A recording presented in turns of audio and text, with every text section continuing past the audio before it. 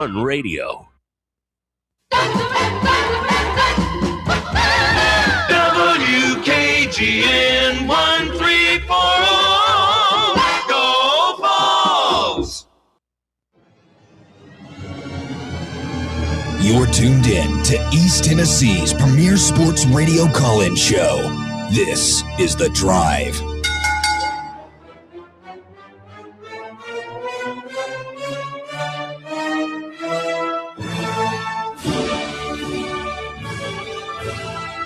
And hello, good afternoon, and welcome to another stellar edition of The Drive here on Fan Run Radio. I'm Russell Smith, punching the time clock.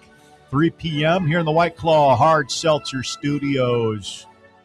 Bob Baskerville, Walker Smith, and Bear all along for the ride this afternoon. We got a good one. Our guy Ryan Callahan going to join the show coming up here in just a few minutes to talk college football recruiting. Is Josh Heupel about to reel in yet another five-star?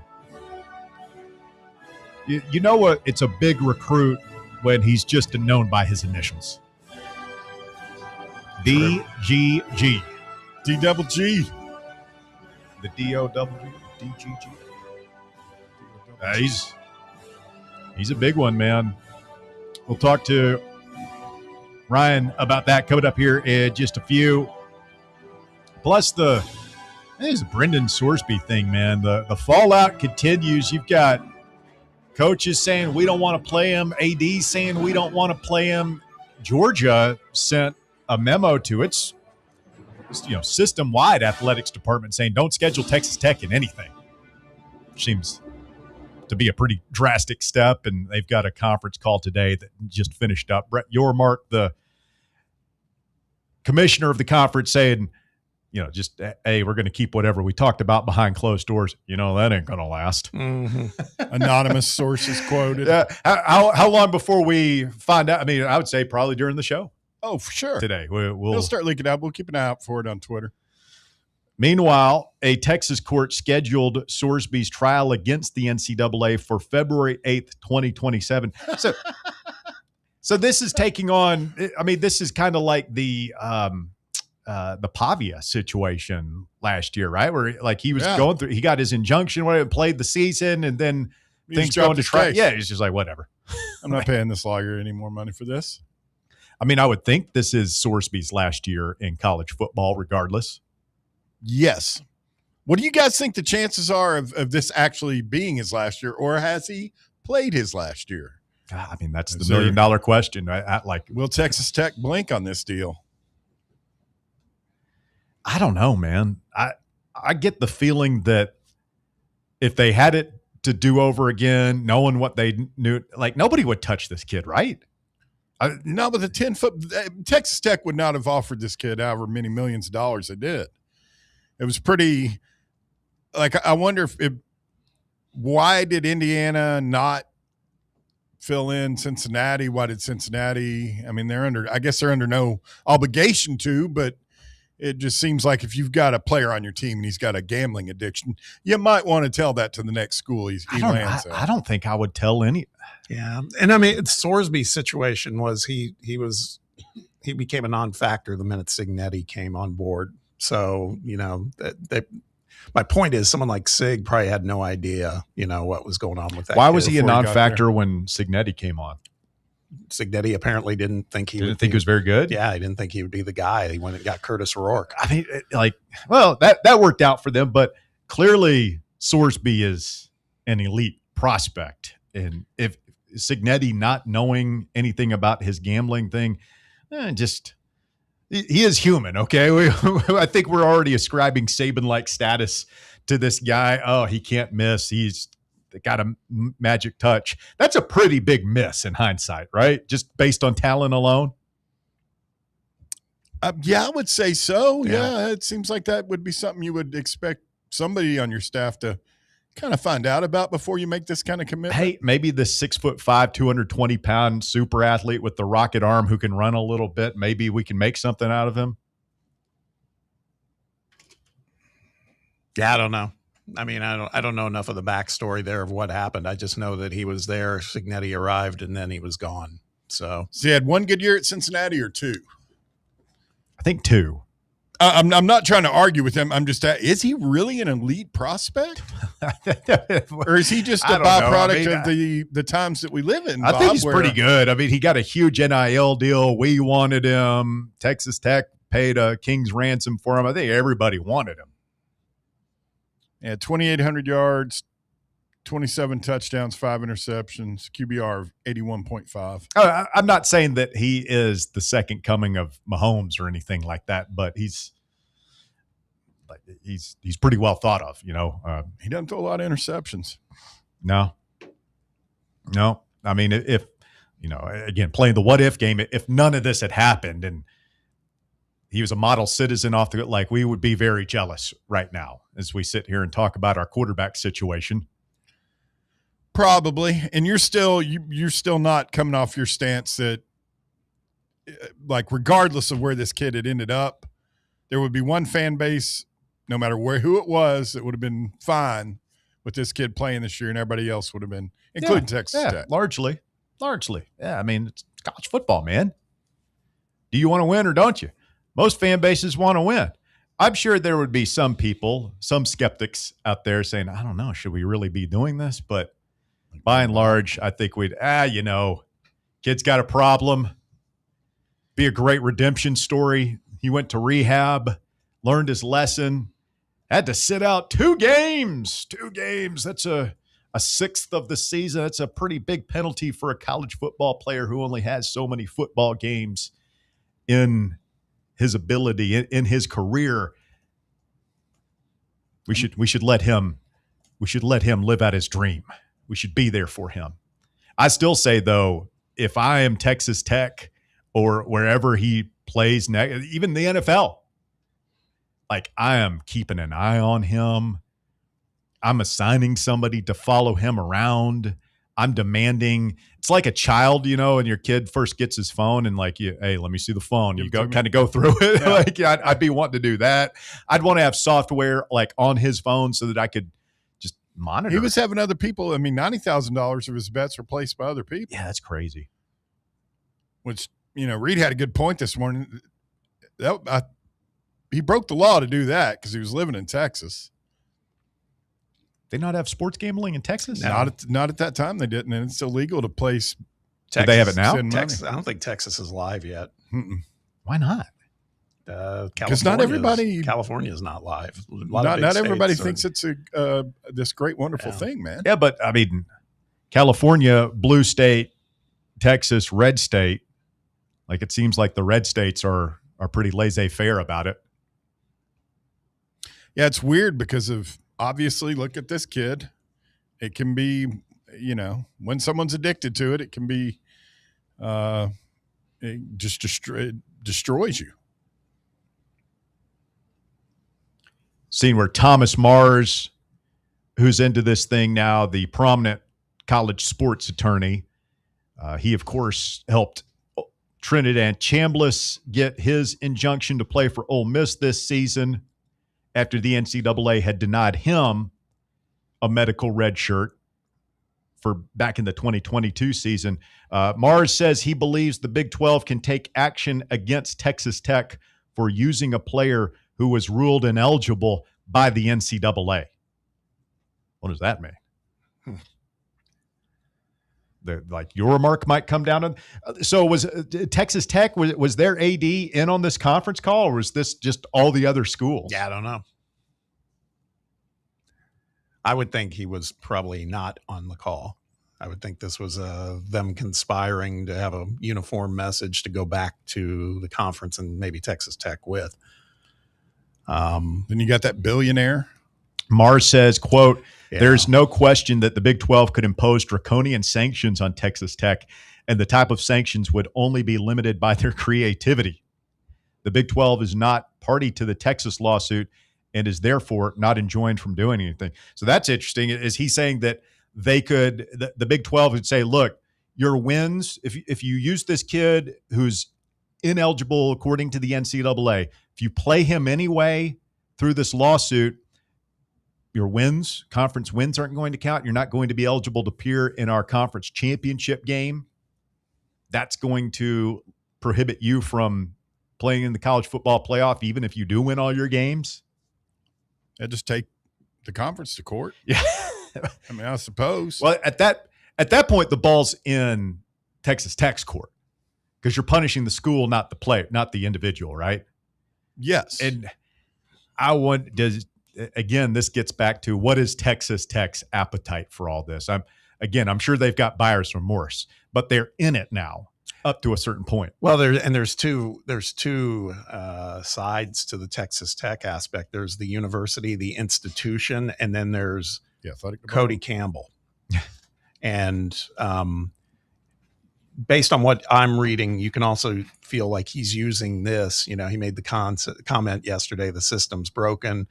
Then he decided to throw some jabs at Georgia after Georgia said they're going to boycott playing Texas Tech and anything. And he posted on X asking Grok, how many Georgia football players have been arrested in the last year? Classy move. And then he also is saying, not wrong, I've got the solution for all of this, and that's the Protect College Sports Act. So, I mean, there's so many agendas floating around here, and, not the least of which is why the hell is Brendan Sorsby going to play? I mean, this thing is a mess. I don't know if it's Peter Burns or Dellinger. One of those guys put out basically, in response to that guy. It's like, look, the answer's a whole lot. The solution's a lot simpler than that. They all know what it is. They just refuse to do it, and that's collective bargaining. Yeah. So if Texas Tech grows tired of this and decides to kick him to the curb, do we then get into the same situation we were talking about last week with Chaz Coleman, where it's like, if you kick him out of school, is he eligible to play for another team? Who would take him? I don't know. Somebody desperately needs a quarterback. Yeah, I don't think. I would like to think that none of the big Power 4 schools would want to jump in there. I don't think any Power 4 would they? I wouldn't say any. I think somebody would get in there. Man, the PR hit. Are the other leagues, if the Big 12 does what Tommy Morris is saying they should do and says, hey, you can't play in our champion, like, no, this ain't going to fly at a conference level, would the other leagues follow suit? I think they probably would. Probably so. I mean, I don't know. This is so far out there beyond. I mean, this isn't about players, getting their cut or being allowed to profit off of their work. This just goes to the bedrock of sport. Mm-hmm. And it's been a rule in almost every organized league. If you get caught betting, you're gone. Yeah. I think the play here is for the school to step up and swallow their losses and just say, hey man, like we're not doing this. Knowing that there's even if there was a school that was going to go out on a limb and steal him and play him, that their league would probably step in somebody at the end of the day has got to step in and say enough is enough. I mean, the NCAA tried. And again, this is also, there are rules. But I think at a certain point, the school, the league, somebody is going to say, no, we can't do this. And you go play in the NFL, man. Go get in that supplemental draft. We wish you the best. On the field, off the field, hope you get a control of this thing. You've obviously got a problem here, and it sounds like you're taking some steps to address it. But that's what did the addicts say? One day at a time. Yeah, that's going to be a thing that you're going to be dealing with for the rest of your life. So hopefully you don't have a relapse. I mean, addiction's an everyday thing, right? Why are you asking me? I don't know. I mean, pretty much everybody knows that. Everybody You're got a addicted Diet to Coke? something. I'm sure you're addicted to something. 865-966-3435. Addicted to love. Like Robert Palmer said back in the day. What was his other song? Didn't mean to turn you on. No. There was he had two songs with the girls in the back. There's Addicted, Mine as Well. Simply Irresistible. Simply Irresistible. She's so fine. There's no telling where the money went. Oh, man. Those were jams. You ever heard Robert Palmer's songs back in the day? Walker Smith? I can't recall. You gotta watch these videos, man. This dude was smooth in the 80s. I'm not a music video guy. If you saw, What do you mean you're not a music? I don't. What's that mean? I just don't watch music videos. Well, nobody does anymore. But Yeah. MTV's off the air. his whole thing. You've been a teenager during the '80s, and in these. That was the look. I guess the supermodel look back then. Well, he had he'd be out there singing in a suit, and then he'd have all these dress man. He'd have all these chicks who looked exactly the same. Slick behind back hair. him. Yeah, with the slick back. They'd be like playing guitars and stuff. Yeah, and like they're all hot and supermodels. curvy. Yeah, and they're like swaying to his song. It's ridiculous. He also was absolutely ridiculous. Do you remember he was part of a super band, Power Station? Remember them? He was, wasn't he? They did the cover of Bang a Gong. Oh, okay. T-Rex. Who all was in that? I think one of the Taylor brothers from Duran Duran. Yep. Really? Yeah, I think it might have been Andy. Have you ever seen early Duran Duran music videos? Yeah. Hey, man. You talk about a hit factory, Duran Duran. Oh, my God. I mean, he still got it.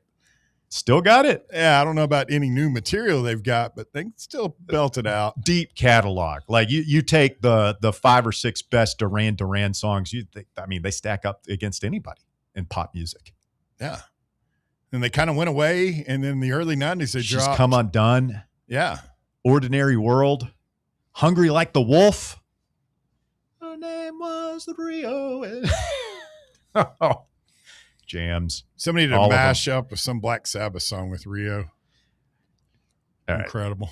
Coming up, we go inside the recruiting game. Ryan Callahan, Go Vols 24/7, joins us. DGG. I went ahead and put my crystal ball in for the Big Orange yesterday, live on the air. You heard it here first. A Russell Smith crystal ball. Biggest non-quarterback commitment of the Josh Heupel era. We'll ask Ryan Callahan if he signs off on that. And some other ones, man. Mike Matthews, pretty big.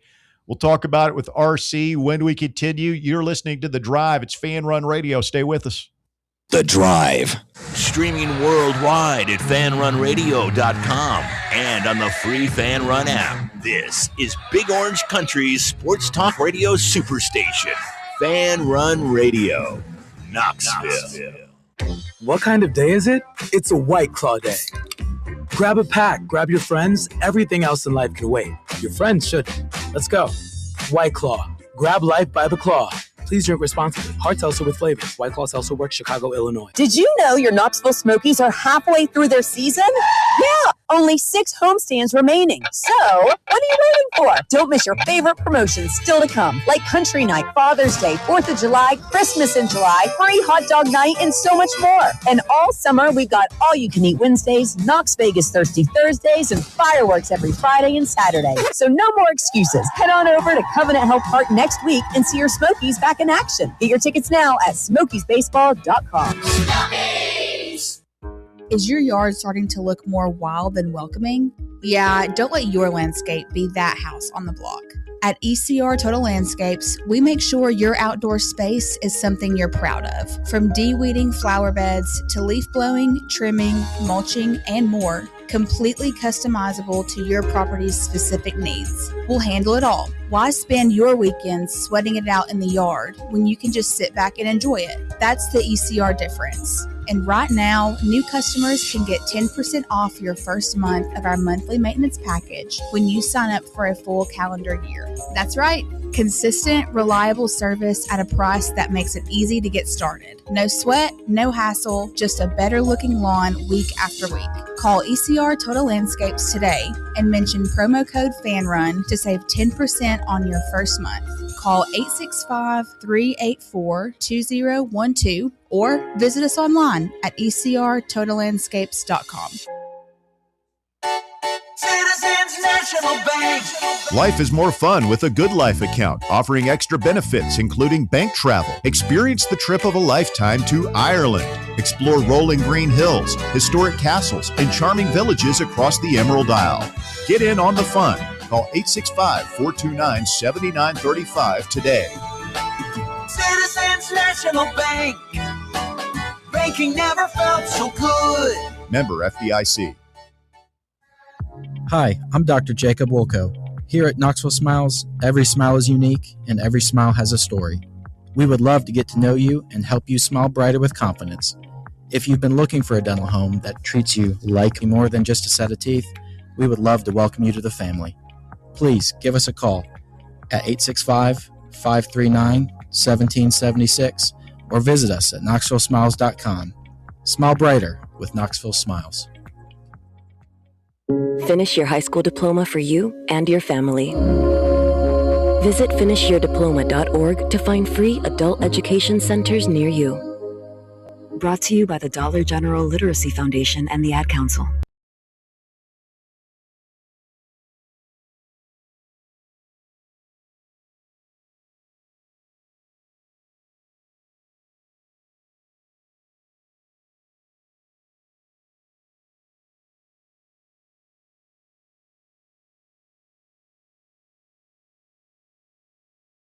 Yeah. Why didn't you guys correct me? It was kind of on the fly, and I mean, if I did it more than once, like you're leaving me hanging. You're letting your boy look like a big goofball idiot in front of everybody. You know who Mario Brunson was? No, I don't. I can't. It's on the tip of my tongue. I think I know who it is, but because I wanted to call him Mario Brunson, that's why I wasn't going to point fingers at you. Mario Brunson was a great mid-'90s Vol, and when I say great mid-'90s, I mean thoroughly average. He was a fullback. That's it. He wore like 44, big like cowboy collar thing. He was a tank, man. Yeah, a lot of UT running backs gained a lot of yards off that guy's efforts. Back in the days when we played with a fullback with his hand in the dirt, blood running down the bridge of his nose probably all the time. Dirty. I think it only happened once yesterday, so I was probably just drowning in CTE somewhere as we speak right now in a nursing home at like the age of 60. Jesus, Russ. That's uplifting. I hope he's all right. He'd crack a skull or two. Mario Brunson. You didn't want to get in front of him. No, certainly not. All right. Believe we've got Ryan Callahan, Go Vols 24/7 on the line. Ryan, it's Russell, Bob, Bear. Good afternoon. How are you, sir? Doing well. How are you guys? Hey, we're doing very well. Thanks for jumping on with us. So let's get right into it. Big visit weekend for the football team over the weekend. And DGG, David Gabriel George, the talented running back from Baylor down there. Sounds like Tennessee does everything right over the weekend. The pictures looked good coming out of it. Ryan, what do you think? Does this come down to money? Is it a fit thing with David Gabriel George and his family? What do you think the deciding factors are going to be here? Well, it's hard to say, and that's the part that's difficult to piece together sometimes, because it's often hard to project what's going to make the difference. You know, for a guy like Carnell Tate a few years ago, you know, it wasn't all about the money. He just, at the end of the day, kind of just wanted to be at Ohio State over Tennessee. So sometimes those types of things will happen, and that makes it a little bit tougher to read. And DGG is a kind of low key kid. He's all about his business. He's not really worried about a bunch of self-promotion. So you know, how much is the money piece going to matter? How much is sort of the presentation of, you know, what each school envisions him being going to matter? You know, you don't know for sure how all that's going to work when it comes down to, you know, family dynamics and those conversations, you know, and whatever outside influences there might be. You just never know, really. But I do think Tennessee showed really well with David Gabriel George this weekend. And, you know, the way the visit went, I think was not a surprise. That they rolled out the red carpet in a lot of ways, made him feel like what he is, the number one player on the board, regardless of position for Tennessee. And I think they did a great job with them, and have reason to come out of the weekend thinking they're in good shape. Now, that being said, this is one of those recruitments where that can change in a flash, and you just don't know what might happen in the coming weeks, especially since we're, you know, currently about 6 weeks away from his scheduled announcement date. He's planning to announce on July 22nd unless something changes. So that's the part we don't know. Does he move things up at some point? Does he follow through on taking these two remaining visits to Ole Miss and Georgia, which people see as, you know, kind of afterthoughts in this race? It's always been about Tennessee and Ohio State. Does he follow through on taking those visits? He said Sunday that he does plan to. So we'll see if that changes. But as of right now, it's I think a situation where Tennessee has to feel pretty good about its chances, but you never rest easily in a recruitment like this, and especially if it plays out 6 more weeks and you go through 2 more visits. I think Tennessee's still going to be worried about what might change, but certainly you come out of that visit feeling pretty good if you're Josh Heupel and his staff. Ryan, appreciate you joining us. You know what I'm always fascinated about when it's a player or a prospect of this magnitude. I saw some of it firsthand when Nico Iamaleava and his crew came in, and I imagine it might have been the same for Tristan Keys. What was the contingent like with DGG this weekend when they came into Knoxville? Because I have a theory that if it's super big, that's actually a red flag to me. How many people were in town with David Gabriel Georges? Well, he's been to Tennessee with his parents and he's got an aunt and uncle that have traveled with him to some visits, and so there were several people there, but it was not a just massive contingent. It was not on the same level with Nico's family or anything like that. So it's I can understand where you're coming from on that, but each situation really is different. Sometimes it is just a larger family. Sometimes there's some key family members, and in his case, you've got a bit of a language barrier there as well, right, where his aunt and uncle speak better English. His parents don't speak much English, kind of have to have translators there on visits and things like that, so they can sort of lean on that aunt and uncle to help out with communicating along with David himself. So there are some legitimate reasons to have some other people around. And yeah, in his case, we've certainly seen bigger travel parties for an official visit than his. So a good sized group, but not excessive. And again, I think there's a reason all those people are there. He's not just having people tag along to enjoy the fun and just make Tennessee roll out the red carpet for more people. I think he's got those people there because they're all involved in the decision, and he wants them to see what Tennessee and Ohio State and all these schools have to offer. Ryan Callahan, Go Vols 24/7, our guest here this afternoon, talking Tennessee football recruiting. Ryan, for folks who might not follow recruiting as closely, again, talking about David Gabriel George, he is a 5-star prospect over on 24/7. You guys have him as the number 10 overall player in the country. What kind of impact is he? Obviously, this is a guy you don't recruit and then sit on the sideline for a redshirt year or anything like that. What kind of impact do you think he would have? Because this would potentially line up with Deshaun Bishop's senior season at Tennessee, DGG's freshman season. And then, do you have a player comp for folks who might not have seen him play that he would remind you of? Ooh, yeah, that's a great question. Comparisons are tough because they're often players aren't quite carbon copies of one another. Sometimes a comparison will jump out to you, and sometimes you're kind of like, they're kind of just DGG, or kind of just Derrick Henry years ago was one that was hard to compare to a lot of guys. I told somebody the other day, I think current DGG is built a lot like Quinshon Judkins is now or was coming out of college. Now, Quinshon Judkins was not this big coming out of high school. So he is well built. He's already around 220 pounds, around 5'11" or so, 6 feet maybe. But just a good size and built like a true running back.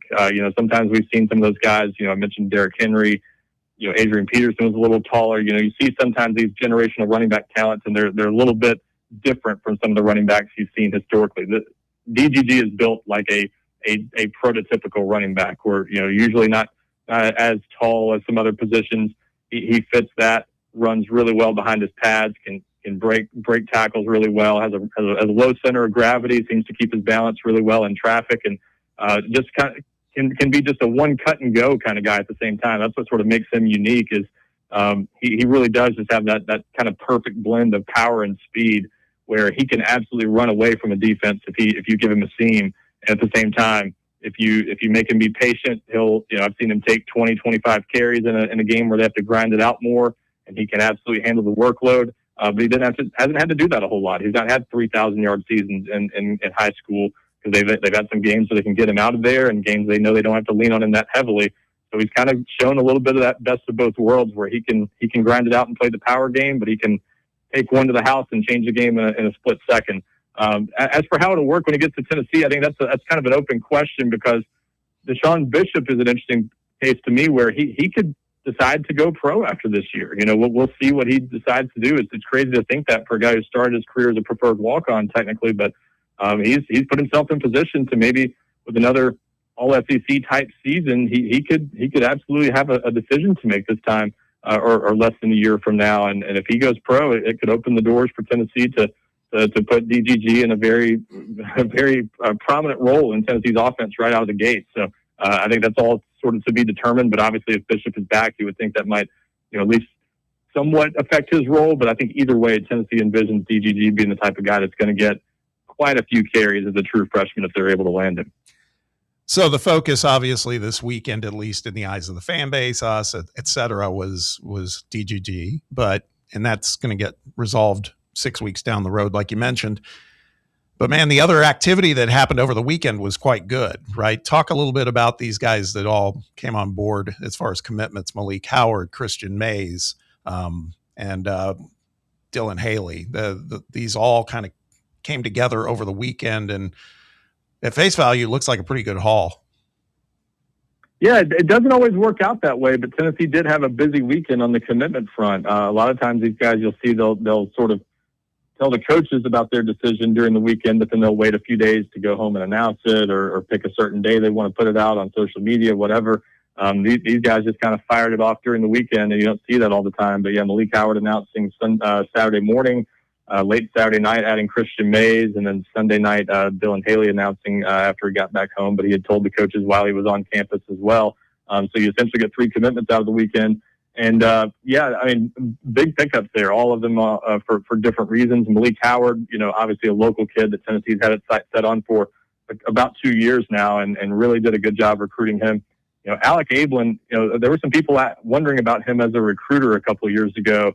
I think he's done a good job of answering any questions people might have had because you look at that depth chart now at tight end. He did a nice job getting Jack Van Dorselaer and Deshaun Brame in the same class. Obviously, Van Dorselaer didn't stick around, but got a couple really highly ranked players or highly ranked and then really highly ranked in Brame's case in the same class. And then to follow that up with a guy in Malik Howard who looks kind of in the same at least has a similar skill set to an Ethan Davis and maybe a little similar to Brame in some ways as well, just that athletic pass-catching type of tight end. But Malik Howard also a pretty good blocker at tight end that you can use in line. You can use him in the backfield. You can use him in a variety of ways. That's a great player to keep in state and to keep here in your backyard out of Oak Ridge. And then Christian Mays, Tennessee's got some work to do on the defensive line still, so it's a good thing to get one of those bigger body guys in the class. You got some uncertainty with current commitment Caden Fife, who's been committed for more than 6 months, but still taking other visits. So you need some other defensive line help. And a 6'5", 340 pounds out of a junior college in Mississippi usually is a pretty good recipe for a good player. And you beat out some other SEC teams to get him, including Auburn. So nice get there. And a guy that you turn on his highlight film and the first play you see is him running down a running back, I believe it was, 50 yards down the field. On a play that most defensive tackles would assume they were out of. He makes the play downfield. So impressive athleticism for a big guy there. And then Dylan Haley, a long, pretty athletic corner that plays some offense and, probably has the profile that could play Division I offense somewhere if he wanted to. But Tennessee and other teams have been recruiting him as a corner. Shows good ball skills, good instincts, a lot to like there. And a guy that they beat out another SEC rival for in Ole Miss to land him. So 3 nice pickups there and certainly address some major needs with all 3 of those.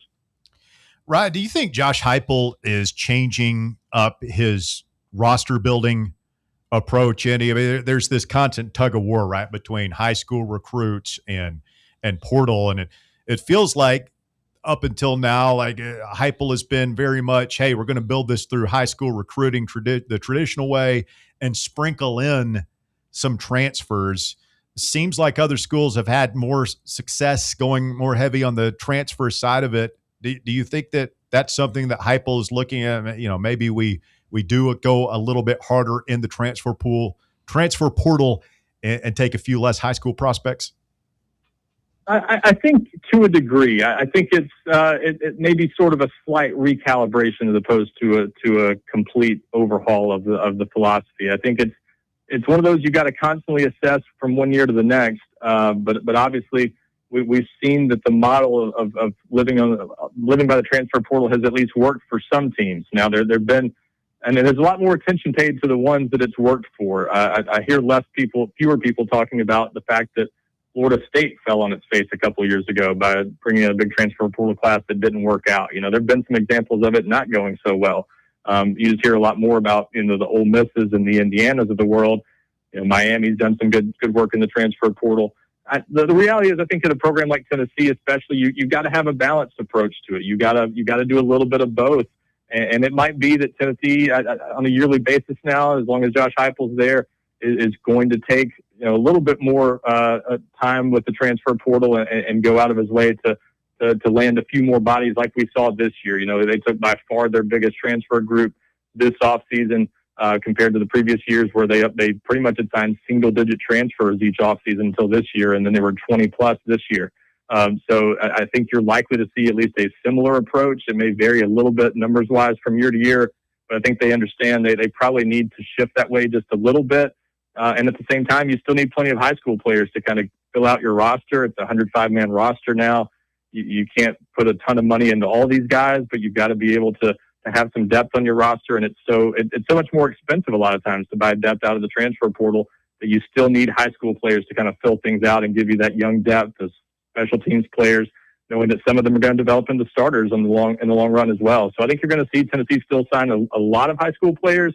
It's just, the exact number might fluctuate from one year to the next as long as they're there, because I think they're going to, as we saw with Terrell Chandler here locally, they're going to be willing to sort of walk away from some bidding wars and not spend just an endless amount on some of these guys that you might really like, but there's a price where you have to walk away. And I think they're sort of getting to that point where they realize sometimes it's okay to say no. Sometimes it's okay to let someone go that's important to you and just know, hey, we stood our ground on the money or whatever it might be, and we're going to live to find another player that we like well, and it'll all work out. So I think that's what they're doing a little bit more. But as far as overhauling the entire philosophy, I think that's maybe been a little bit overplayed. I think a little more of a balance, but still plenty of high school players you'll see them sign. Let's go back to one of those high school players, one I know you're keeping an eye on, and wanted to get your take on, I don't know if I'm pronouncing this right, but Kumari Hudson, in terms of, it sounds like he's going to be announcing his decision this coming weekend. Feels like, at least based on what I read, I want to get your take on it. It feels like maybe he's trending our way at the moment. Yeah, I think Tennessee came out of the weekend in pretty good position. Now that one's still one to keep an eye on. I think he wanted to make a decision by at least the end of the week before announcing potentially on Saturday. That's been his plan.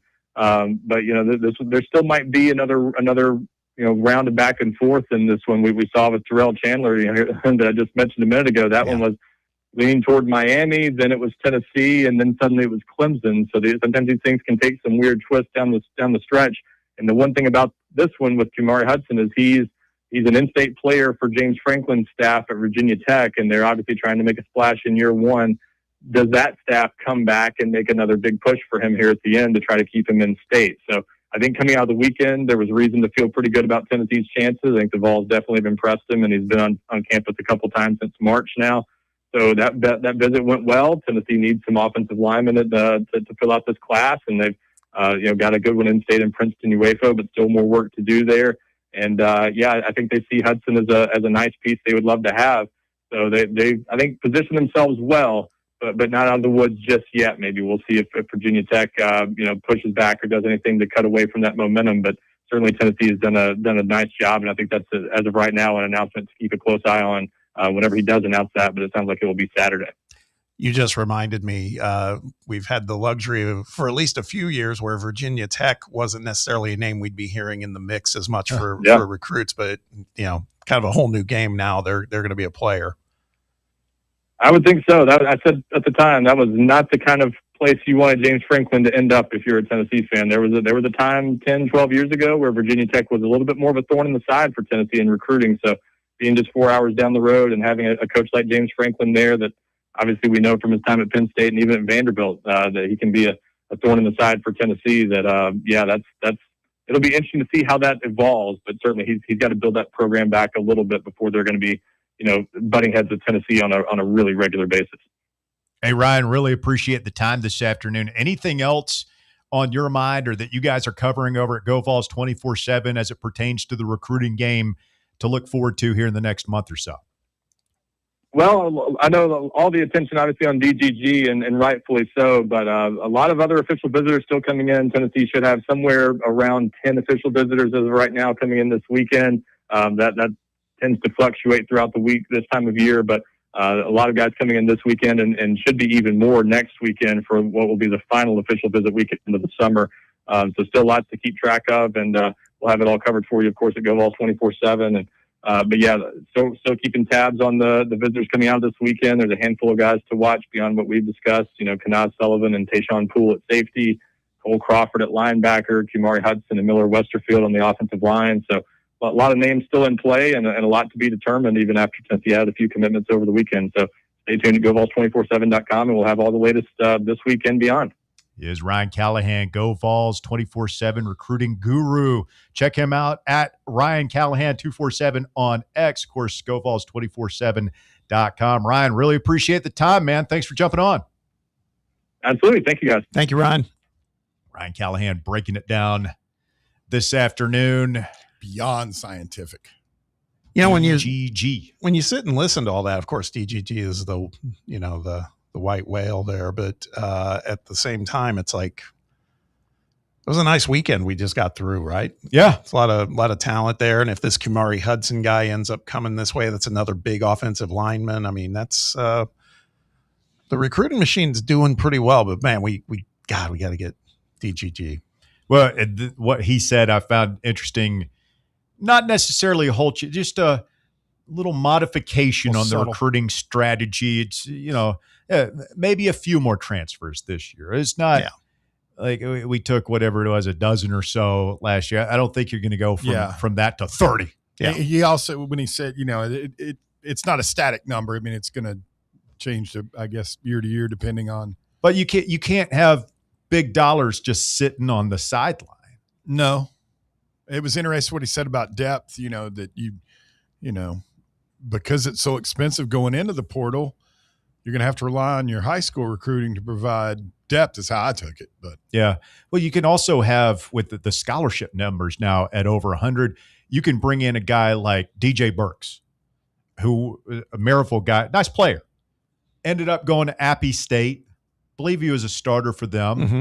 He goes in the portal. He's not going to go to Alabama or Ohio State and start. He's not going to come here and start.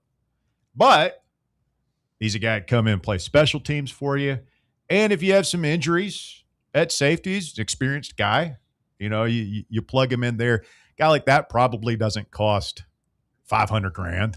No, he also keeps the mileage down on your starters. Yeah, so there's a bunch of guys like that of the roster. I'm looking through it right now and have some numbers for you when we continue. But yeah, it's interesting. There's an art, not a science, when it comes to building a roster, really, in any of these college sports anymore. Josh Elander's working on it as well. He got a huge piece to the puzzle last night. We'll tell you about that when we continue as you listen to The Drive on Fan Run Radio. Tuesday afternoon edition of the show continues right after this.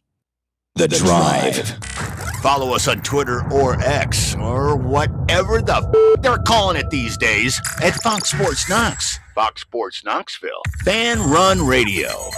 Vol fans, reimagine your home at Broadway Carpets and Flooring for any remodeling or building needs. With a variety of carpets, rugs, hardwood, vinyl, and stone, Broadway has all the flooring and installation options you're looking for, including pet-resistant products like Pet Perfect Carpet from Shaw Floors. Visit their showroom in downtown Knoxville or the location in West Knoxville located on Kingston Pike near Pellissippi Parkway today. Okay, so we really need uniforms and equipment for this season. Can I trust you with that? Cool, I'll just order them online. What? Yeah, I'm going to hop online and I'm going to get them ordered. Hold up, that's not a good idea. We shouldn't just spend money on some random online retailer, okay? I mean, it seems pretty convenient. Trust me, it's a terrible idea. Let me simplify this for you. SM Athletics. Okay, how do you pronounce it? SM Athletics? They're the go-to for uniforms and equipment, whether it's for universities, high schools, youth leagues, you name it. So So why wouldn't you rather go with professionals who can guide us through the process, design the perfect uniforms, and deliver the best equipment? Yeah, I guess that makes sense. What's the name again? SM Athletics. Right. It's definitely smarter to go with a company that emphasizes customer service, fair pricing, and, of course, excellent products. Exactly. So, yeah, I guess it's settled then. For uniforms and equipment for all sports, it's SM Athletics. Are you thinking of buying a home but don't know where to start? Well, call VFL Josh Travis, your local mortgage expert with Foundation Mortgage, based right here in Knoxville. Whether it's your first home or your forever home, he'll keep the process simple every step of the way. To get started, visit mortgagebrokerjosh.com or call 423-312-9777 today. Foundation Mortgage Company, LLC is an equal opportunity housing company. NMLS number 1387311. Welcome to Axle Logistics, where excellence isn't just a goal, it's an energy. As a leading third-party logistics company, Axle is powered by an award-winning culture built on a work hard, play hard mentality. Here, the drive for success is contagious and hard work never goes unnoticed. Whether you're just starting out or looking to level up, Axle Logistics is the place to launch your career. Join us and take your ambition to the stars. To learn more, visit axlelogistics.com. eBay Motors is here for the ride. Go ahead, feel your engine. Admire that perfectly installed exhaust. Your vehicle's moving along this freeway like it was made from fresh installs and a whole lot of love. With eBay Motors, you get over 122 million parts to keep it running. And with eBay Guaranteed Fit, they'll be the perfect fit every time. Plus, at these prices, well, we're burning rubber, not cash. Keep your ride or die alive at ebaymotors.com. Eligible items only. Exclusions apply.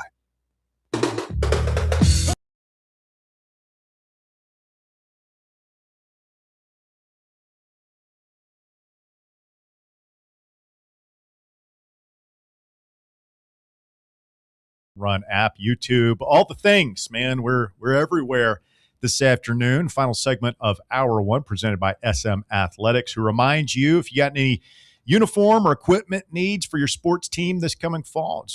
Everybody's ordering stuff for football season. Now's the time to do it.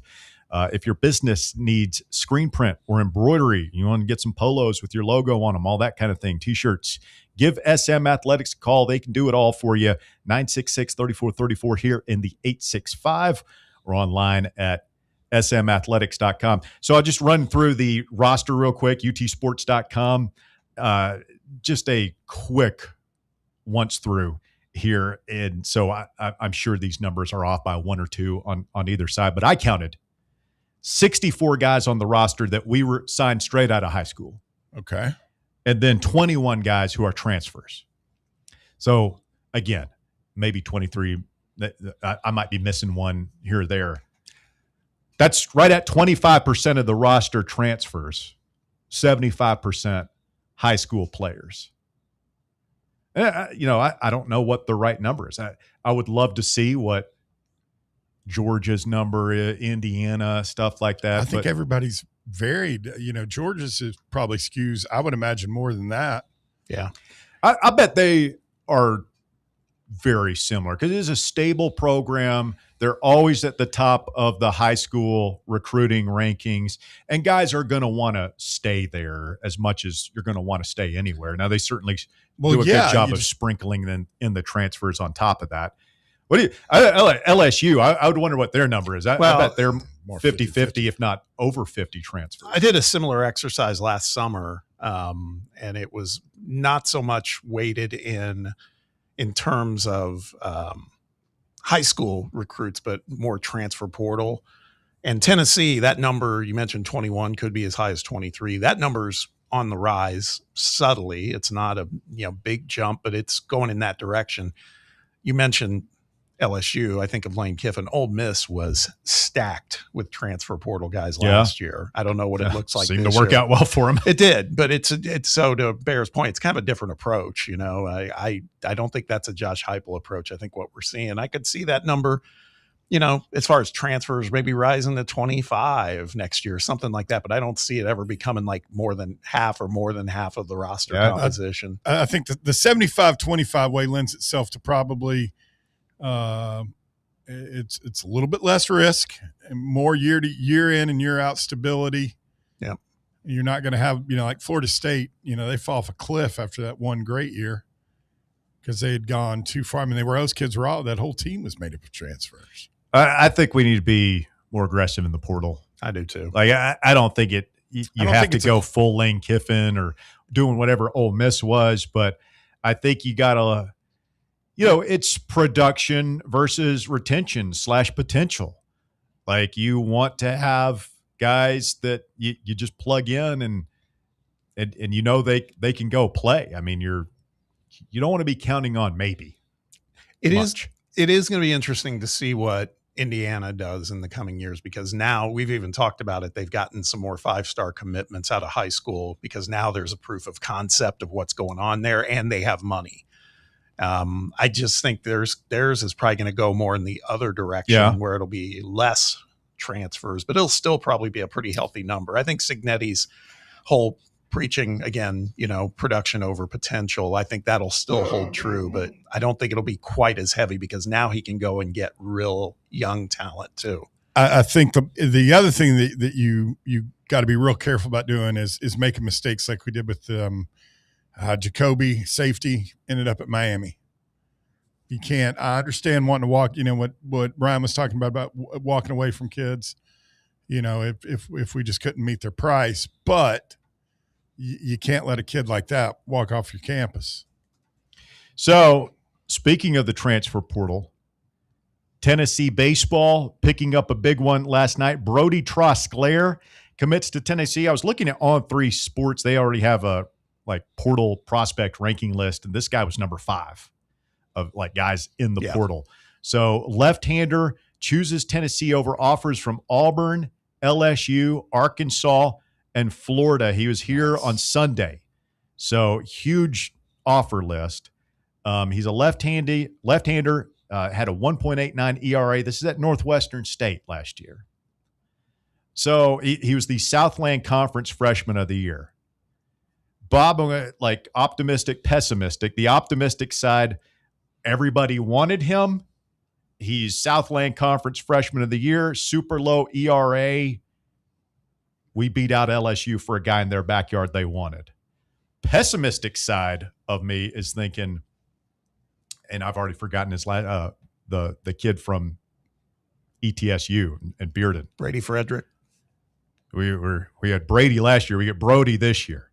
We were excited about Brady. He was the SoCon player of the year last year. He thought he was going to come in and be a lockdown arm out of the bullpen, and God bless him, he was not very good. I've seen some video. This guy looks nasty. The one thing that I would say might make me lean towards pessimistic is he quit pitching after April 2nd. He had an arm injury. He's had surgery. I was trying to find that. I saw somebody said he had the internal brace procedure. Yeah. So if he had that in April, May, that would put him coming back to pitch around January, February. That's a big part of this too. Yeah. Are you talking about January, February just to start throwing?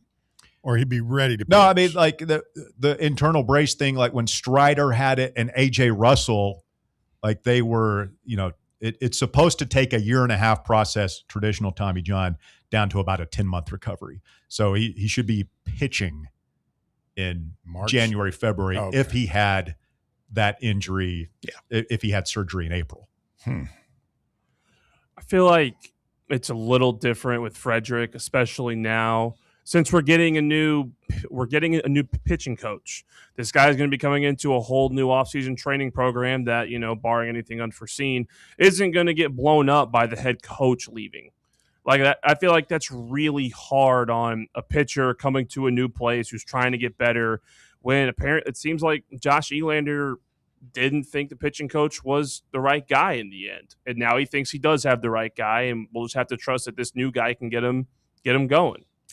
GBO Kyle Beach on the live chat said he has read or heard somewhere that they're talking about Trosclair being back in full form right around the time SEC play begins. So it sounds like he had the internal brace. That's sketchy. Yeah. If you're telling me he's going to be, I mean, that's like he's going to be a bullpen arm at best. I don't want to be. I don't want to be a wet blanket here, but that seems odd to me. Like I was thinking he'd be back a little bit before then, but we'll see. It's interesting. Also today we find out that last night Tyler Myatt says he's coming back. The JUCO kid from around here. Nice depth piece there. And then today Nick Abraham, a pitcher who had previously said that he's coming back, now says, no, I'm going in the portal. And I wonder, is some of that influenced by the Trosclair announcement? I think I saw Mike Wilson on Twitter say that he was he was pretty close to Josh Reynolds. And so maybe it was one of those. I saw that as well. But I mean, he's not. Wish him well. I don't think he was a guy. You're certainly not penciling in as a weekend starter. He was a guy like, to me, if he takes a big jump and can help you out of the bullpen next year, great. But I'm not counting on that. Yeah. If I'm Josh Elander, so I don't know how big a loss that is. The Souders kid went to Mississippi State. Yeah, that stinks. And Kevin Schnall today officially taking the South Carolina job. Saw that. You kind of felt that was coming, right? I mean, it seemed like a natural progression. They were trying to get the guy from North Carolina, but he was never leaving there. Yeah. Because he's a Tar Heel through and through. Hey, real quick, just to wrap it up, Mario Brunson does not have CTE. He's also got degrees from Georgia and Cornell. That's good. Thank you for clearing that up publicly. Take a quick time out. Hour number 2 of The Drive. It's Fan Run Radio. Stay with us.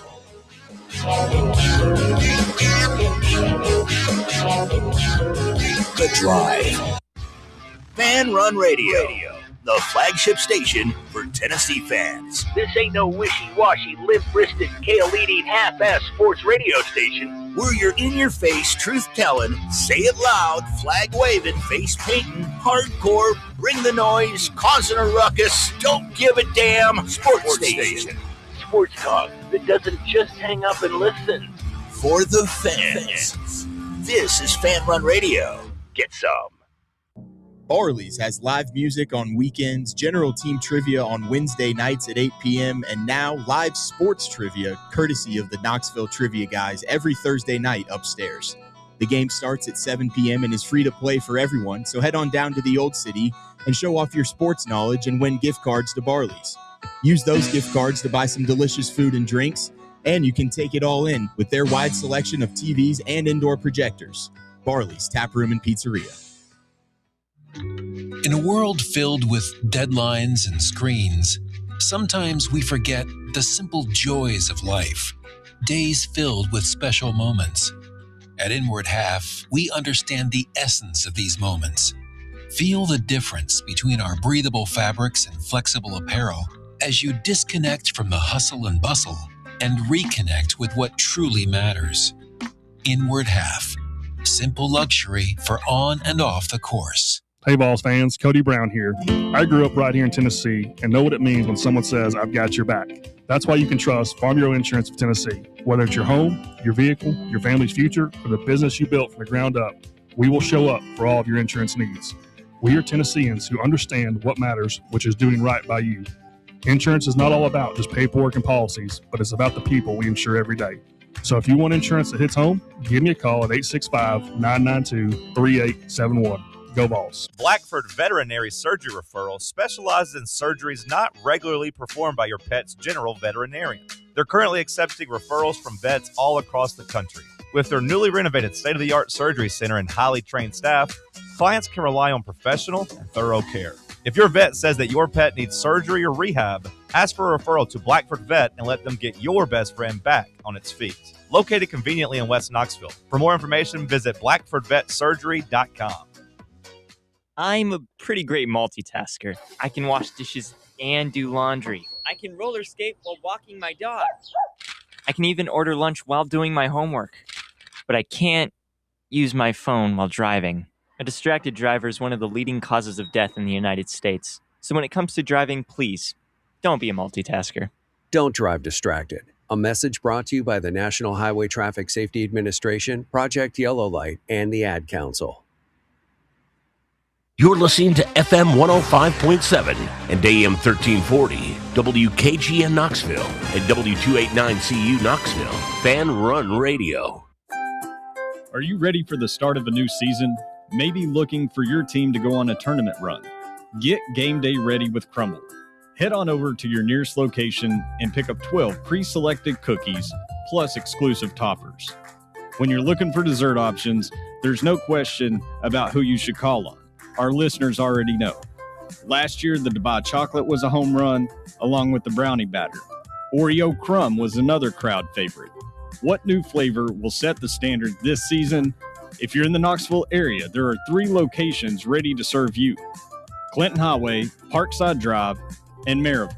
Download the Crumble app to build your best lineup and vote on the best combos. You can even put your bid in to request a new flavor. Order in the app and slide on over to your nearest location. Tell them Fan Run sent you, and as always, it's for the fans, by the fans. Don't miss the cookies.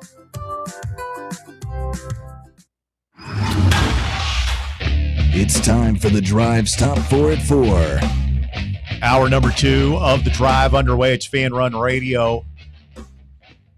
Walker Smith with a quick look at the world of sports. It's brought to you this afternoon by ECR Total Landscapes. Top 4 at 4. Walker, hit it. Thank you, Russ. At number 1, Josh Elander continues to formulate next year's roster as the transfer portal cycle rolls on. The most recent moves include a commitment from Northwestern State's left-handed pitcher Brody Trosclair, who sported a 1.89 ERA in 10 appearances last year. Elsewhere, Tyler Myatt announced he is staying at Tennessee, while pitcher Nick Abraham has decided to enter the transfer portal after originally saying he was remaining with the Vols. What a moving and shaking going on with right now with Josh Elander. Saw a lot of people on social media last night saying, hey, I'm back all in on this guy. He can really recruit, put together a roster, all that kind of stuff. I mean, I felt like we always knew he could recruit. He was the recruiting guy under Vitello. Like, yeah, but Vitello was a closer in that sense, and he's the face of it and the superhero of it. But the guy that got the people that got him on campus was Josh Elander. I feel like there was some question about whether or not Josh could do it without Tony, which totally fair. Yeah. So far, so good. Still need to bring in a big impact bat, I would say. Who's this year's Henry Ford / who was the third baseman the year before? Andrew Fisher. Andrew Fisher. Who was the guy before that? Billy Amick. Billy Amick. Feels like we're on a roll with these third basemen here. It was Captain Zane. Yeah. Him. 4 years in a row of high impact. Starts with Trey, the kid that plays off and on in the majors for the Nationals. Trey Lipscomb. Some buzz online about, can you convince Blake Grimmer, who's a draft-eligible sophomore, to come back for another year? And maybe he'd be an option at third. That'd be your big bats, in my opinion. I mean, it's like that would be on a par with almost anybody that could get out of the portal if they could keep. Oh, yeah. Absolutely. I think so. And high on-base guy, a lot of power. Would think that he would take a big jump after his first year as a starter. Yeah, I mean, make him an offer. Mm-hmm. At number 2, some of the new faces with Tennessee basketball spoke for the first time as volunteers today, as transfers Day-Day Ames and Jalen Harrelson both talked to the media. Both said the practices have been ruthless this summer, with Jalen saying Rick Barnes is relentless. Quote, he wants you to get better, and he's not going to let you slack. They also mentioned that returners Dwayne Brown and Troy Henderson have helped manage the hard coaching early. Interesting. I haven't seen any of that stuff, Bob. Have you? A little bit. And I know those it's interesting they had Harrelson and Ames because those guys played against each other last year, too, in conference. So they definitely have some familiarity. I heard some of the sound bites from Harrelson. I like the kid already. Just sounds just pretty together young man. I think one thing that it kind of comes across with these interviews is that these guys haven't really all played as one team, but they all know each other. Yeah. like they've all either played against each other in college or they played with or against each other in the same circuits in high school. That's what both of these guys said. There's a lot of familiarity with all these guys on the floor, so I don't know if it's going to take as much time for them to gel as it normally would, because they all kind of ran in the same circles. Yeah, when we had when Chris Lowe and I had Terrence Hill on a while back, Hill had said that he and Harrelson were going back and forth, like, man, we gotta do this. So because they knew each other as well. So, and Harrelson and Juke Harris know each other from like AAU days and all that stuff. Some of these guys have the same agent too. Yeah, those two have the same agent. That's right. Yeah, there's all these different connections with these guys, so I think they'll gel together a lot quicker than I feel like we might expect. At number 3, a Texas court has scheduled Texas Tech quarterback Brendan Sorsby's trial against the NCAA for February 8th in 2027, 2 weeks after the College Football Playoff Championship is scheduled to be played. The NCAA has already appealed the judge's ruling to the Court of Appeals for the 7th District of Texas in Amarillo. Yeah, but the appeal won't get heard before, season's over, right? That's what, The thing I saw was that the NCAA was asking for an expedited appeal. Yeah. Whether they get it or not we'll see. Regardless, that trial will never happen, right? No. They said they'd be lucky if even an expedited hearing would be like September, October. Is he a senior? Good question. I think he is. 2 at Indiana, right? And then 1 at Cincinnati. 4th year at least, whether it's a redshirt junior or this is his senior. last year of eligibility. Potentially. We don't know if that's true or not anymore. His last year of quasi-eligibility, as he is technically not eligible, but he's going to play anyway because there are no rules. I don't know how to describe this situation. It's crazy. Nobody knows. Nobody knows. Joey Aguilar. Nobody knows. And at number 4, Game 4 between the Hurricanes and Golden Knights is tonight as the Stanley Cup Final continues after 3 stellar games over the weekend and into last week. Puck drop is at 8 p.m. on ABC with Vegas leading the series 2-1. Anybody watch the Game 3 Saturday night? I was following it. I was at the wedding and paying attention to it a little bit. But was nuts. I heard it was a Atlanta Falcons level of epic collapse. Is that correct? They except they won. They won in overtime. But yeah, I was watching that game closely, and Vegas just blew them out of the water in the second period. It's 4-0. I turned it off, and I'm about to. This is like an hour later. I'm laying in bed just about to conk out, and I see what the final score ended up being. I look at my phone. The game's still happening. It's overtime. It's 4-4. I missed the entire third period. Carolina had 3 goals in 39 seconds of game time. Unreal. It was incredible. I watched that. I was the same way. I was almost tuned out because I saw the score. I kept checking in, and then I was like, let me go back. Oh, it's 4-1. Then all of a sudden it was 4-2, and then it was 4-3, like in no time. Wow. And just hearing McDonough go nuts. I love Sean McDonough. Oh, McDonough doing hockey is just fantastic. He's the best. No one's going to be Doc Emmerich, obviously, but Sean McDonough he's so good at doing hockey. Like he's almost as good, if not maybe even as good or better than he is at doing college football as he is hockey. And the Hurricanes lose by basically trying to clear a puck. I don't know if he cleared a pass or what, but he passed it off his goalie's skate into his own net. Yeah. Or stuff. It was a tough way for a great game to end. It was very anticlimactic. I know. Unless you're a Knights fan. Exactly. Is that it? That's it. All right. Thank you, Walker. That is the top 4 at 4. It's brought to you by ECR Total Landscapes. 10% off your first month of the monthly maintenance package. All that water out there, all this sun, all that moisture. Grass going to be growing fast this week. You need ECR Total Landscapes in your yard, mowing it, trimming it, edging it, mulching it, taking the weeds out of your flower beds so that your yard is in tip-top shape. You'll be the envy of all the neighbors. And you sit back and enjoy your free time. You don't have to be the one out there bent over at the waist, sweating, dripping off your brow as you pull all those weeds and do all the stuff. ECR can do it for you. 10% off the first month of the monthly maintenance package when you mention promo code FANRUN. 865-384-2012 is their phone number, or just go online, ECRTotalLandscapes.com. Yeah, so the Knicks came up small at home last night. Just all the pressure of having to perform in front of the president, huh? I don't think it was that so much as the referees didn't seem to understand the fundamental rules of basketball at times last night. I watched it. I kind of like it. Junior came over, big NBA fan, wasn't aware of that. I was aware of that. You told me that like 5 years ago. He's a Bucks fan. He loves Giannis. How do I know more about your kid than you do? Because I'm very forgetful, Russ. I don't know why. He does like Giannis, but at that point it was just he liked Giannis.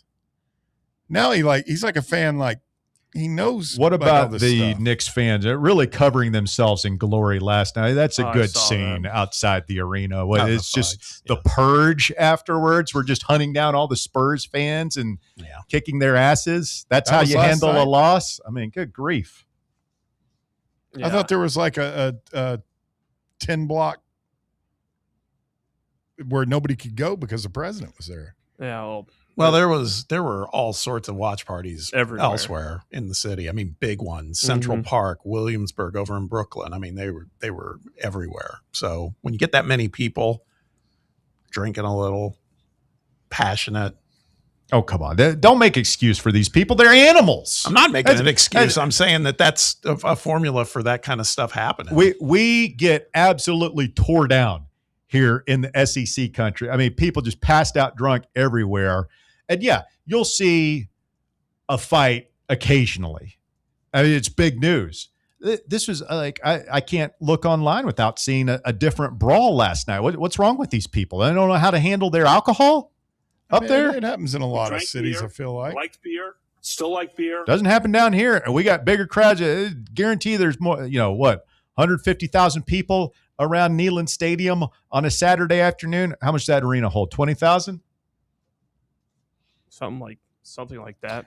I mean, I'm not disagreeing with you. I'm just saying it happens more in pro sports cities. Yeah. Well, I mean, you saw the people in Philadelphia, they don't know how to act. That's why these pro stadiums have lockups. And by the way, wait for the World Cup, man. It's not going to get any better with those guys. I'm not trying to get political, not casting judgment one way or the other. But if you're the president and you're going to use all the resources it takes to get to that game and inconvenience so many people, get that. You know where I'm going with this, Bob. Oh, yeah. You get there and you fall asleep during the game. Oh, that was a tough picture. Him and the owner, Dolan. It's like, bro, you could have stayed at the White House and taken a nap. Mm-hmm. I know you're an old man. It's late, but you wanted it. You wanted to be there front and center with all these people so that they could boo you or whatever. And I'm taking a shot at him right now. I'll take a shot back the other way. I don't like booing during the anthem. I know Bear was probably fully aroused. No, I don't like that at all. How dare you? That was I don't like that at all. The three biggest videos I saw last night of the president was the sleeping, the booing, and then he had his French fry game going. I don't know if Man loves his fries. He had fries? He had like a container and was nonstop. Did you not see the video of, I think it's Spike Lee and maybe Tracy was from behind going crazy when Wemby just violently shoved Jalen Brunson to the floor, but three referees, I didn't call it. It was a bad miss. That's just good heart. That's just good heart basketball, man. I loved it, and Wemby laughed when Brunson came up to him. I mean, what do you guys want? Like we sit here and talk about, it's not as tough as it was back in the '80s, and now here we have a guy going full Bill Laimbeer out there, and we're calling him a thug. Like, I didn't call him a thug. What do you want? I guess I'm more upset with Brunson. Brunson should have tattooed the back of his head with a basketball. Well, then he gets smart that he didn't do it. He would have gotten teed up, and they always get the retaliation. Exactly. I mean, how is that not a flagrant though? How did they not call that other one? Which you talking about? Stefan Castle? I mean, dude, he took him out like he was Lorenzo Neal. No, man, he was just. Again, he's cutting. He's just good hard basketball. He's going to crash the boards, man.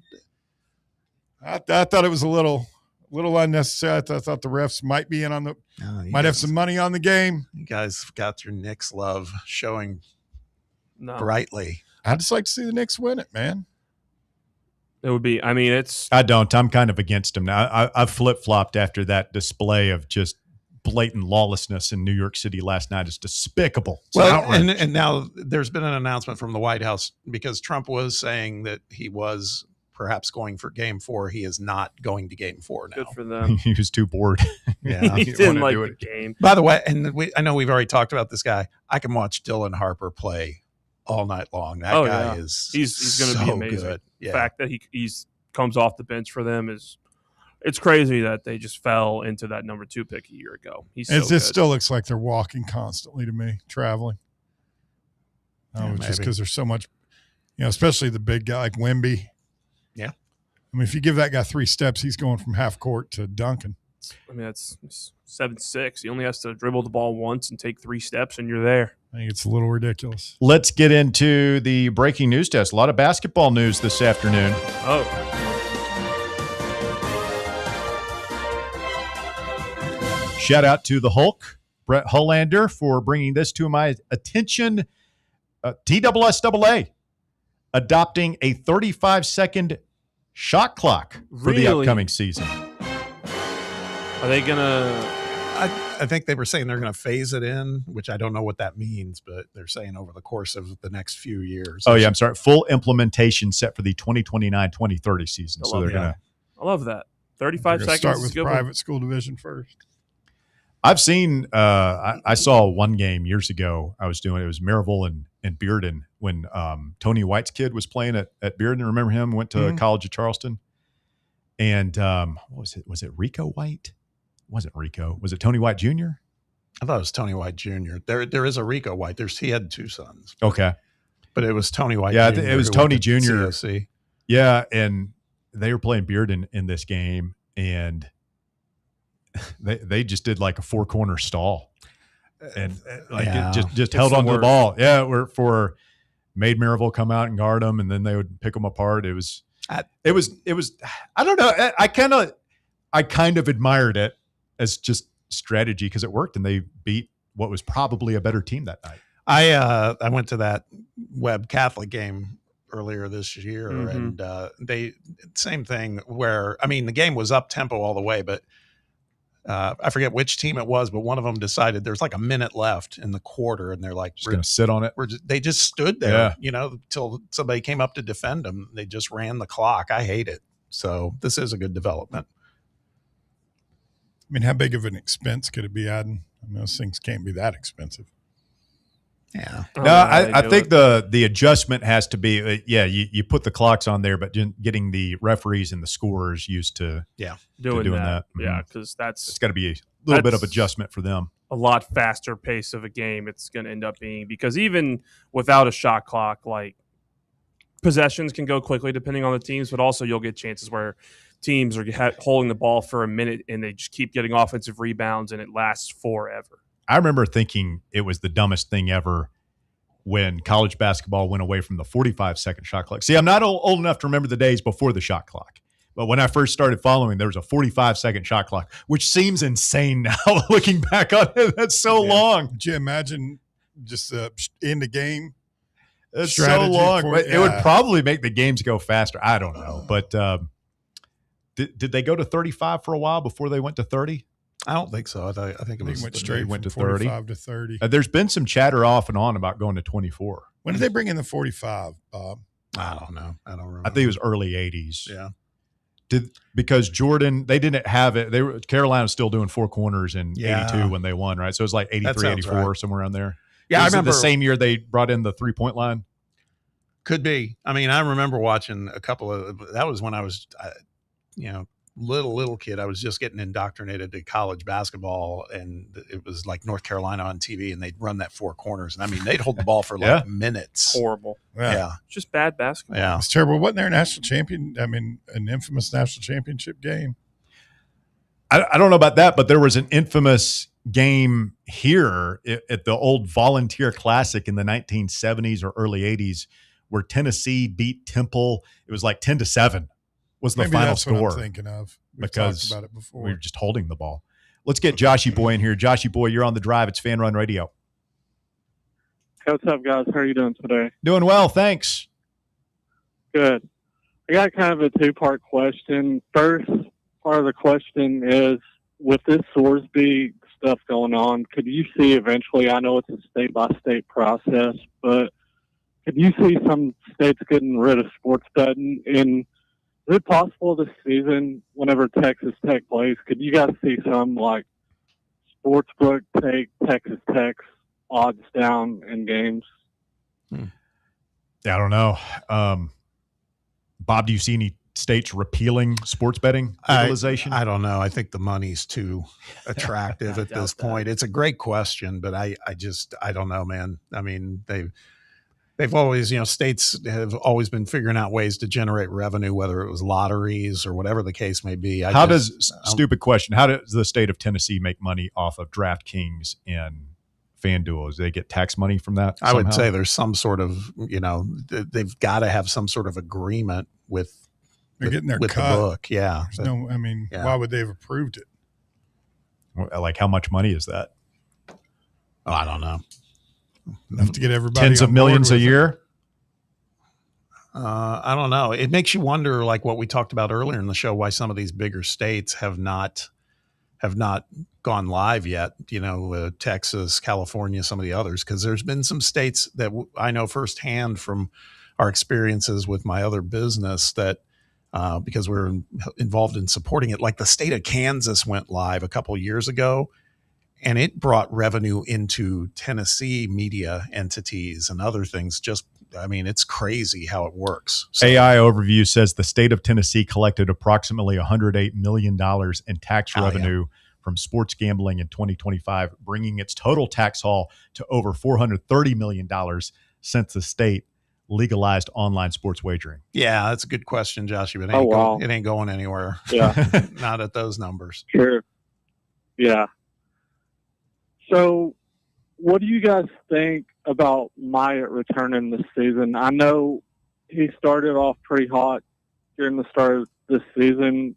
Why was he limited in his at-bats when the season went on? Well, he hit like 185 in conference play. So yeah, he just didn't make the Do you most of think his this opportunities. season he could possibly have a breakout season this coming year? I guess anything's possible, Joshy boy. I'm not penciling him in as like, oh yeah, that's your starting second baseman or that's your starting left fielder. I look at him as a depth piece. If he takes off and he's just crushing the ball, then you leave him in there. But if not, I think he's a guy you're looking to recruit over for sure. Yeah.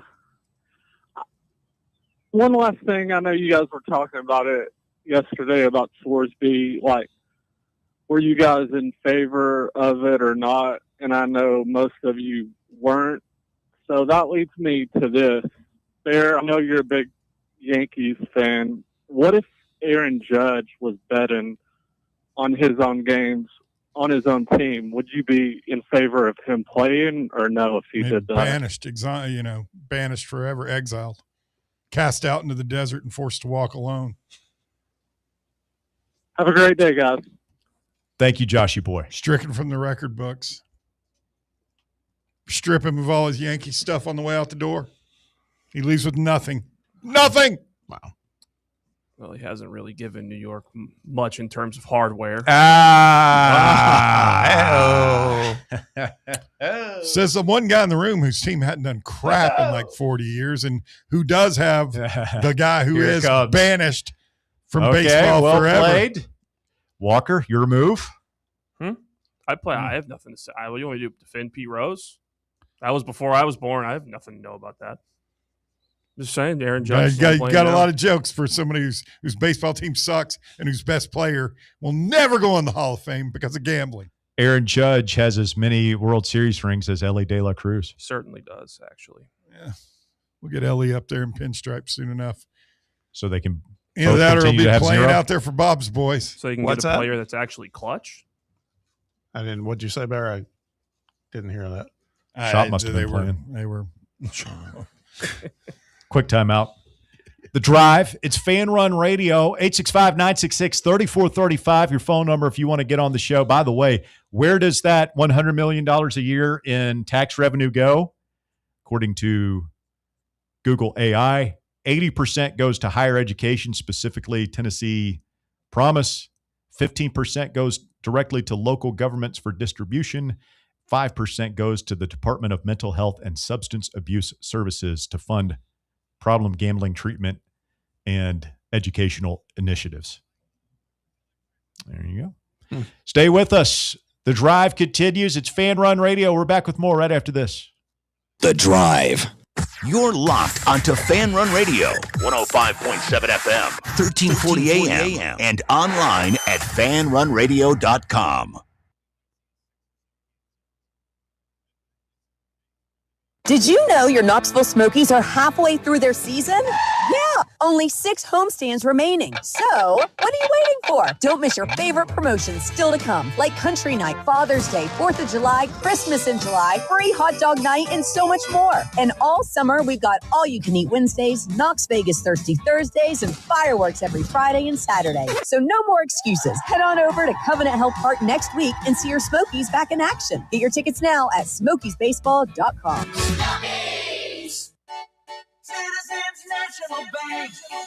Experience the thrill of traveling with C&B's exclusive travel program. Customers age 50 and above with a Plus Perks checking account can participate, ensuring a safe and delightful travel adventure. Take a day trip or an overnight trip. Travel domestic or international. C&B is always on the go. Citizens National Bank. Banking never felt so good. Member FDIC. Is your yard starting to look more wild than welcoming? Yeah, don't let your landscape be that house on the block.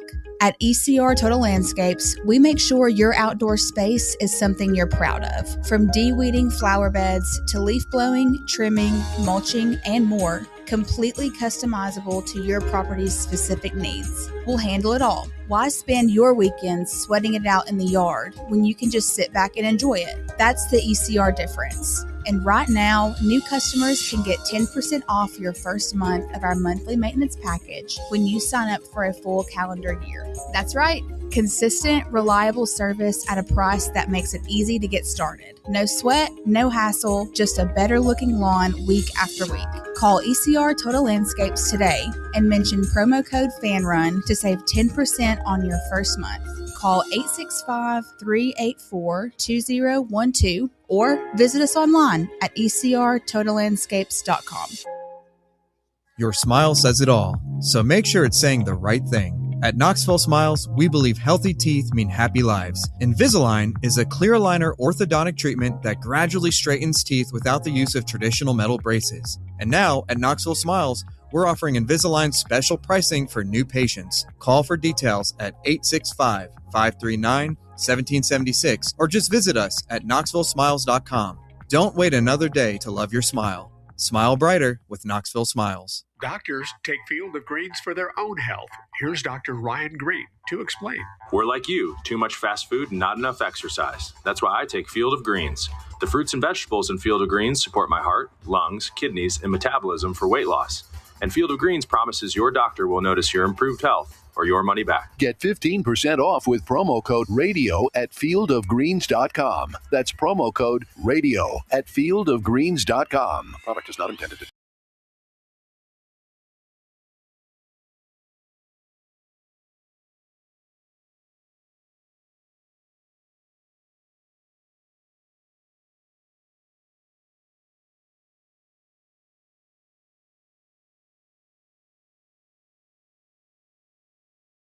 Over at Broadway Carpets. If you're get set to move into a new place, looking to do a little remodeling at your existing place, Broadway Carpets has all the tile, flooring, and you guessed it, carpets that you could possibly want or need. Check out their website, Broadway Carpets, or just stop by the OG spot downtown on Broadway or in West Knoxville, Kingston Pike near Pellissippi, and tell them Fan Run Radio sent you. Well, it is summertime, hot time in the summertime, and we're getting further into June. What do you do to pass the time and fill 3 hours of local sports radio call-in show? We like to play games. We got Will It Suck coming up here later on in the summer, coming up right now. We've got what's the other game we like to play that you love so much? What you talking about? That's coming up later. Man, I messed that up. Oh, complete disaster. Thought I had a good intro. It's like Mario Brunson. Where's my head been at lately? Maybe I've got the CTE. It's possible. One of our games we like to play in the summer called Will It Suck? It's very simple. It's self-explanatory. You know how to do it. Bear, hit the music. It's time for Will It Suck? It's time for Will It Suck? It's time for Will It Suck?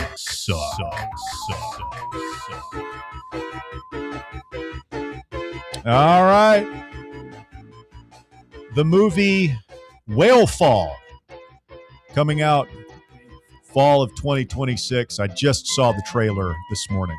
I haven't seen it. Whale Fall is a movie about a scuba diver who gets swallowed by a whale. Oh. Has to get out. Will it suck?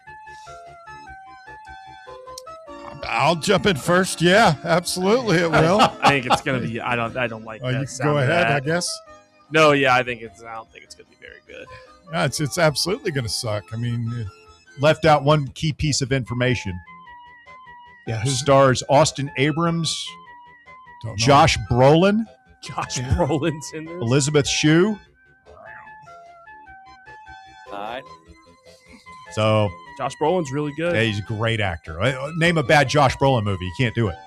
He's great. Jonah Hex. I don't think it'll suck. You're gonna be good. I'm still struggling to understand what we know. I mean, if a whale crux of the swallows you, story. wouldn't you be dead pretty quick? Stomach acid. He's got and whatnot? this. He's got the scuba gear. Yeah. I just don't see how You make heard of that in a Jonah? feature film. It's true. Is he going to light a fire and hope, like they did in, who did that? It was Donald Duck or Mickey. Well, I saw it in a cartoon. They lit a fire and then the whale coughed him out. It's a good idea. Mickey was always crafty like that, man. He can get out some jams. Some cartoon. Speaking of Brolin, I mean, so I don't think it'll suck just because of the Brolin involvement. That was going to be my question: was who's cast for it? I saw a preview last night for another movie that Brolin's going to be in with Jacob Elordi called The Dog Stars. Have you seen anything about this? I have heard about it. What's that about?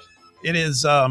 It's a film that follows the survivors of a deadly pandemic searching for the origin. Yeah, I almost tweeted about this yesterday too. Here's I'm over the post-apocalyptic zombie stuff. 100%. I like the George Romero, the classics, Day of the Dead, all that stuff. Like, me. It's a great idea, but dude, like how many post-apocalyptic movies where the guy's wandering around, dodging the zombies. He's like dirty and disheveled, going from place. Dystopian. He finds a place that's like left over from the before times, and it's got cold drinks and potato chips and stuff in there. Like, how many times can we make this movie? Well, I think in this one, that's not the premise. There's not undead or zombies or anything. There's something attacking them. Yeah, it's other humans who are. It's like it looks like Civil War type stuff. Sounds like zombies. Yeah, to me. it looks. I mean, it's just. I mean, another they're twist on the dystopian thing. hellscape. These were zombies wearing like military helmets, riding vehicles, with But they're guns. acting just like zombies. They're falling upon the people. They're just like coming after them hard. It's just it's. What was the name same of the stuff. movie? Dog Star. The Dog Stars.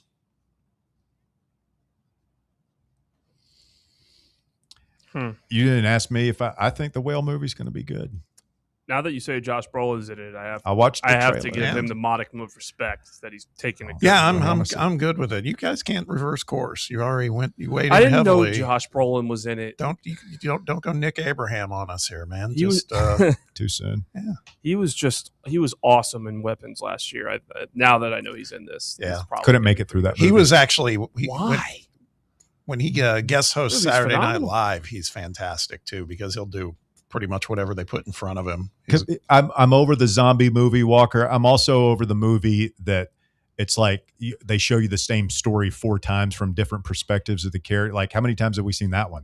That one's played out now.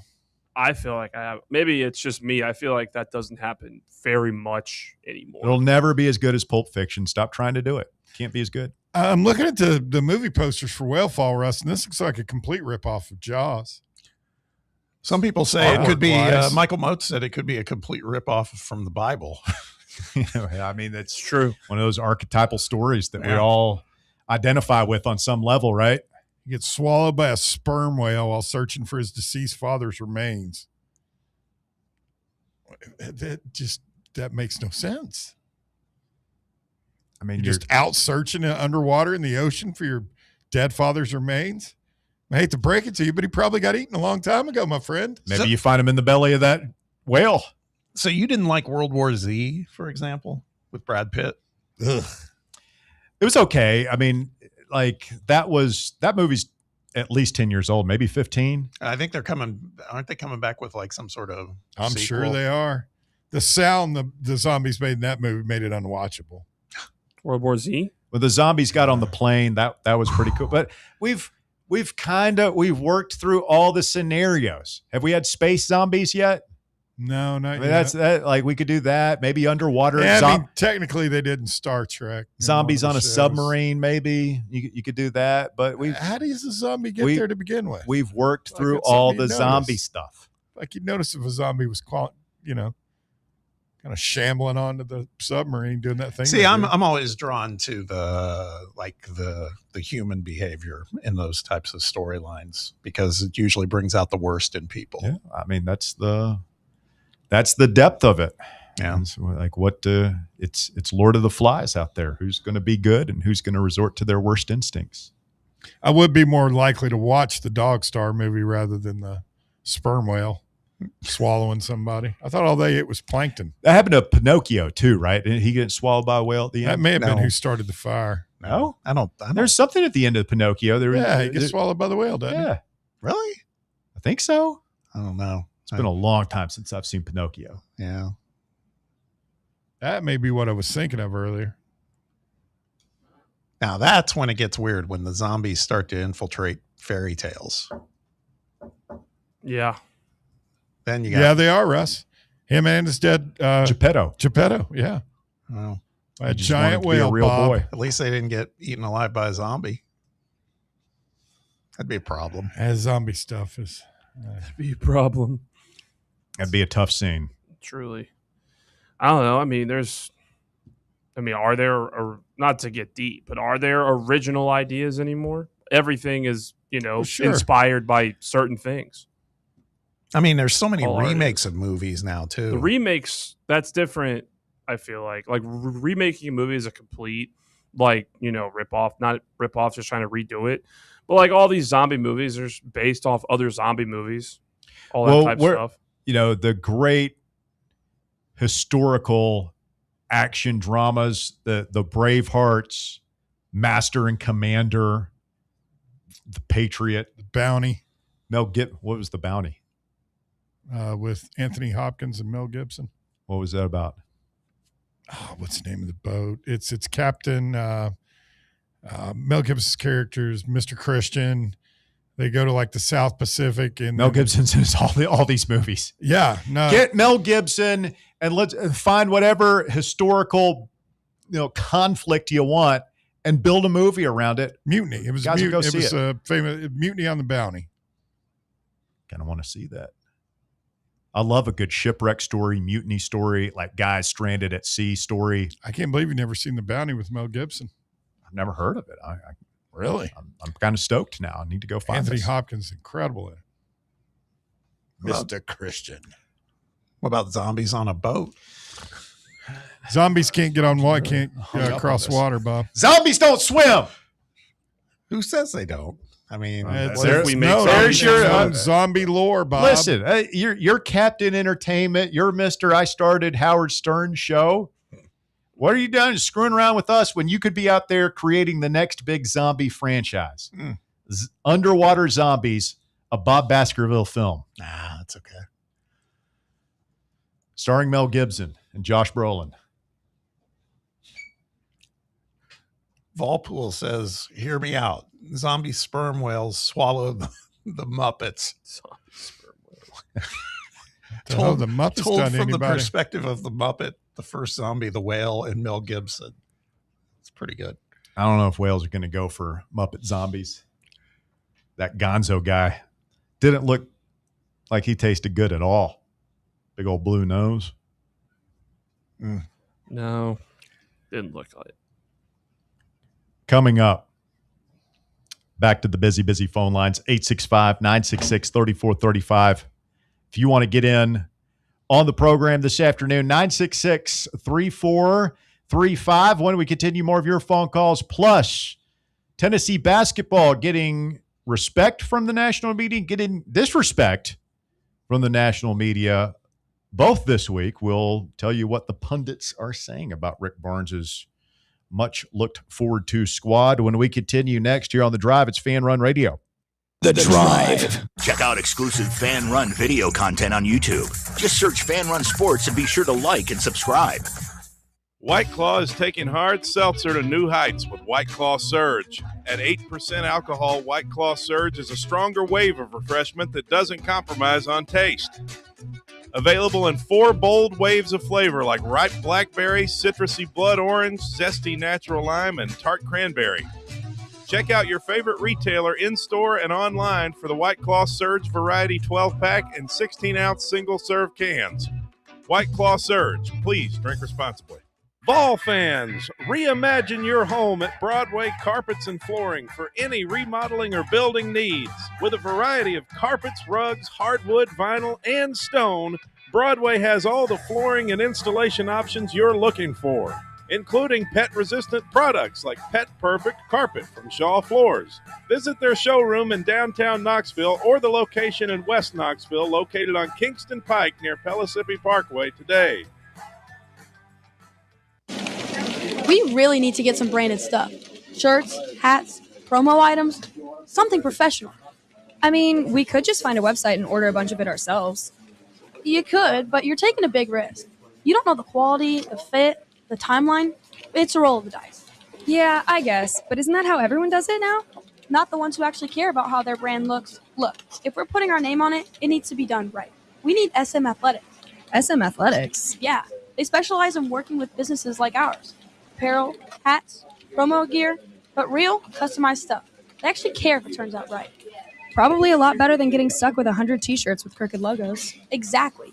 Plus, they'll walk you through everything. Sizing, colors, material, so it matches the image we're trying to build. Makes sense. What's the name again?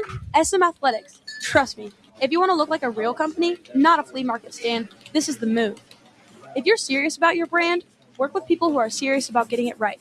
SM Athletics. Are you thinking of buying a home but don't know where to start? Well, call VFL Josh Travis, your local mortgage expert with Foundation Mortgage, based right here in Knoxville. Whether it's your first home or your forever home, he'll keep the process simple every step of the way.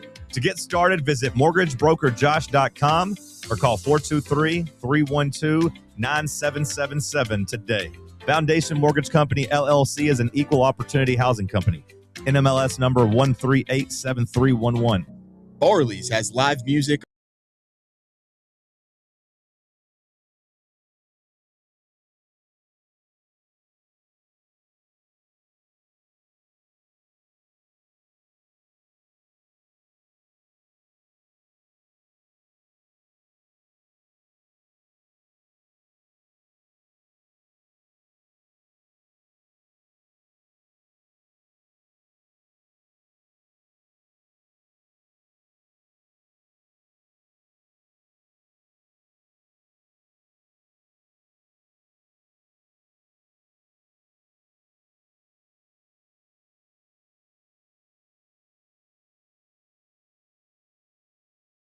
Offseason, we heard reports from Jalen Harrelson saying how Rick Barnes is getting after the boys, pushing them to their limit. Mentioned before the break there, a little respect, a little disrespect for the basketball Vols this week from national media pundits, both from ESPN. Interestingly enough, Bear, I'll give you the choose your own adventure here. What do you want first, the respect or the disrespect? Let's go respect first. Put some respect on it. Bear wants the good news first. It's interesting. Well, I feel like if we go bad news first, we'll get bogged down in that with the hatred. Okay. I see what you did there. Interesting. Jeff Borzello, ESPN college basketball expert, has released his ranking of the top basketball transfer portal classes. Now, this is interesting because we had, I think it was On 3, said that Kentucky had a better class than us. That had some Tennessee fans in their feelings. Jeff Borzello has Tennessee's recruiting class ranked number 1 in the college basketball universe, ahead of both Louisville at number 2, Texas at number 3, and Kentucky number 4. Mm-hmm. I always said that I thought Borzello was pretty sharp. He's your guy, Jeff Borzello. That's your go-to college basketball analyst. Until he pisses me off when he writes something negative about our program. It says Rick Barnes clearly emphasized offense in the portal. 7 of the team's 8 incoming transfers averaged double figures at their previous school. Harris, Ames, Harrelson, Lundblade, and Hill are each considered high-level offensive players. Harris was an elite scorer last season. Ames and Hill are playmakers with the ball in their hands. Lundblade is a terrific off-ball mover and shot maker, and Harrelson is a highly productive inside the arc player. Yeah, and what his team rankings, not the portal rankings, what he had us number 6, I believe. So Borzello, known Vol fan right now. Well, it's interesting because that flies in the face of this. Kind of shocked me when I saw this yesterday. Tennessee basketball, Joe Lunardi, ESPN bracketology update this week. Bear, have you seen this? No, but there was another one with a guy that we have on. That was. I thought that's where you were going. No, Lunardi. Where do you think Lunardi has us in bracketology? 5 seed. He has us as a 5 seed. Why would you think that? Just curious. I just feel like Lunardi and Jerry Palm, those guys always just out of habit, just pencil us in as a 5 seed. Bob, that kind of blew me away, like a 5 seed. When this, I don't necessarily expect to be a 1 seed, but I would have thought with the amount of hype we're having, like I think you'd make a legitimate case for a 2 seed, 3 seed probably more realistic.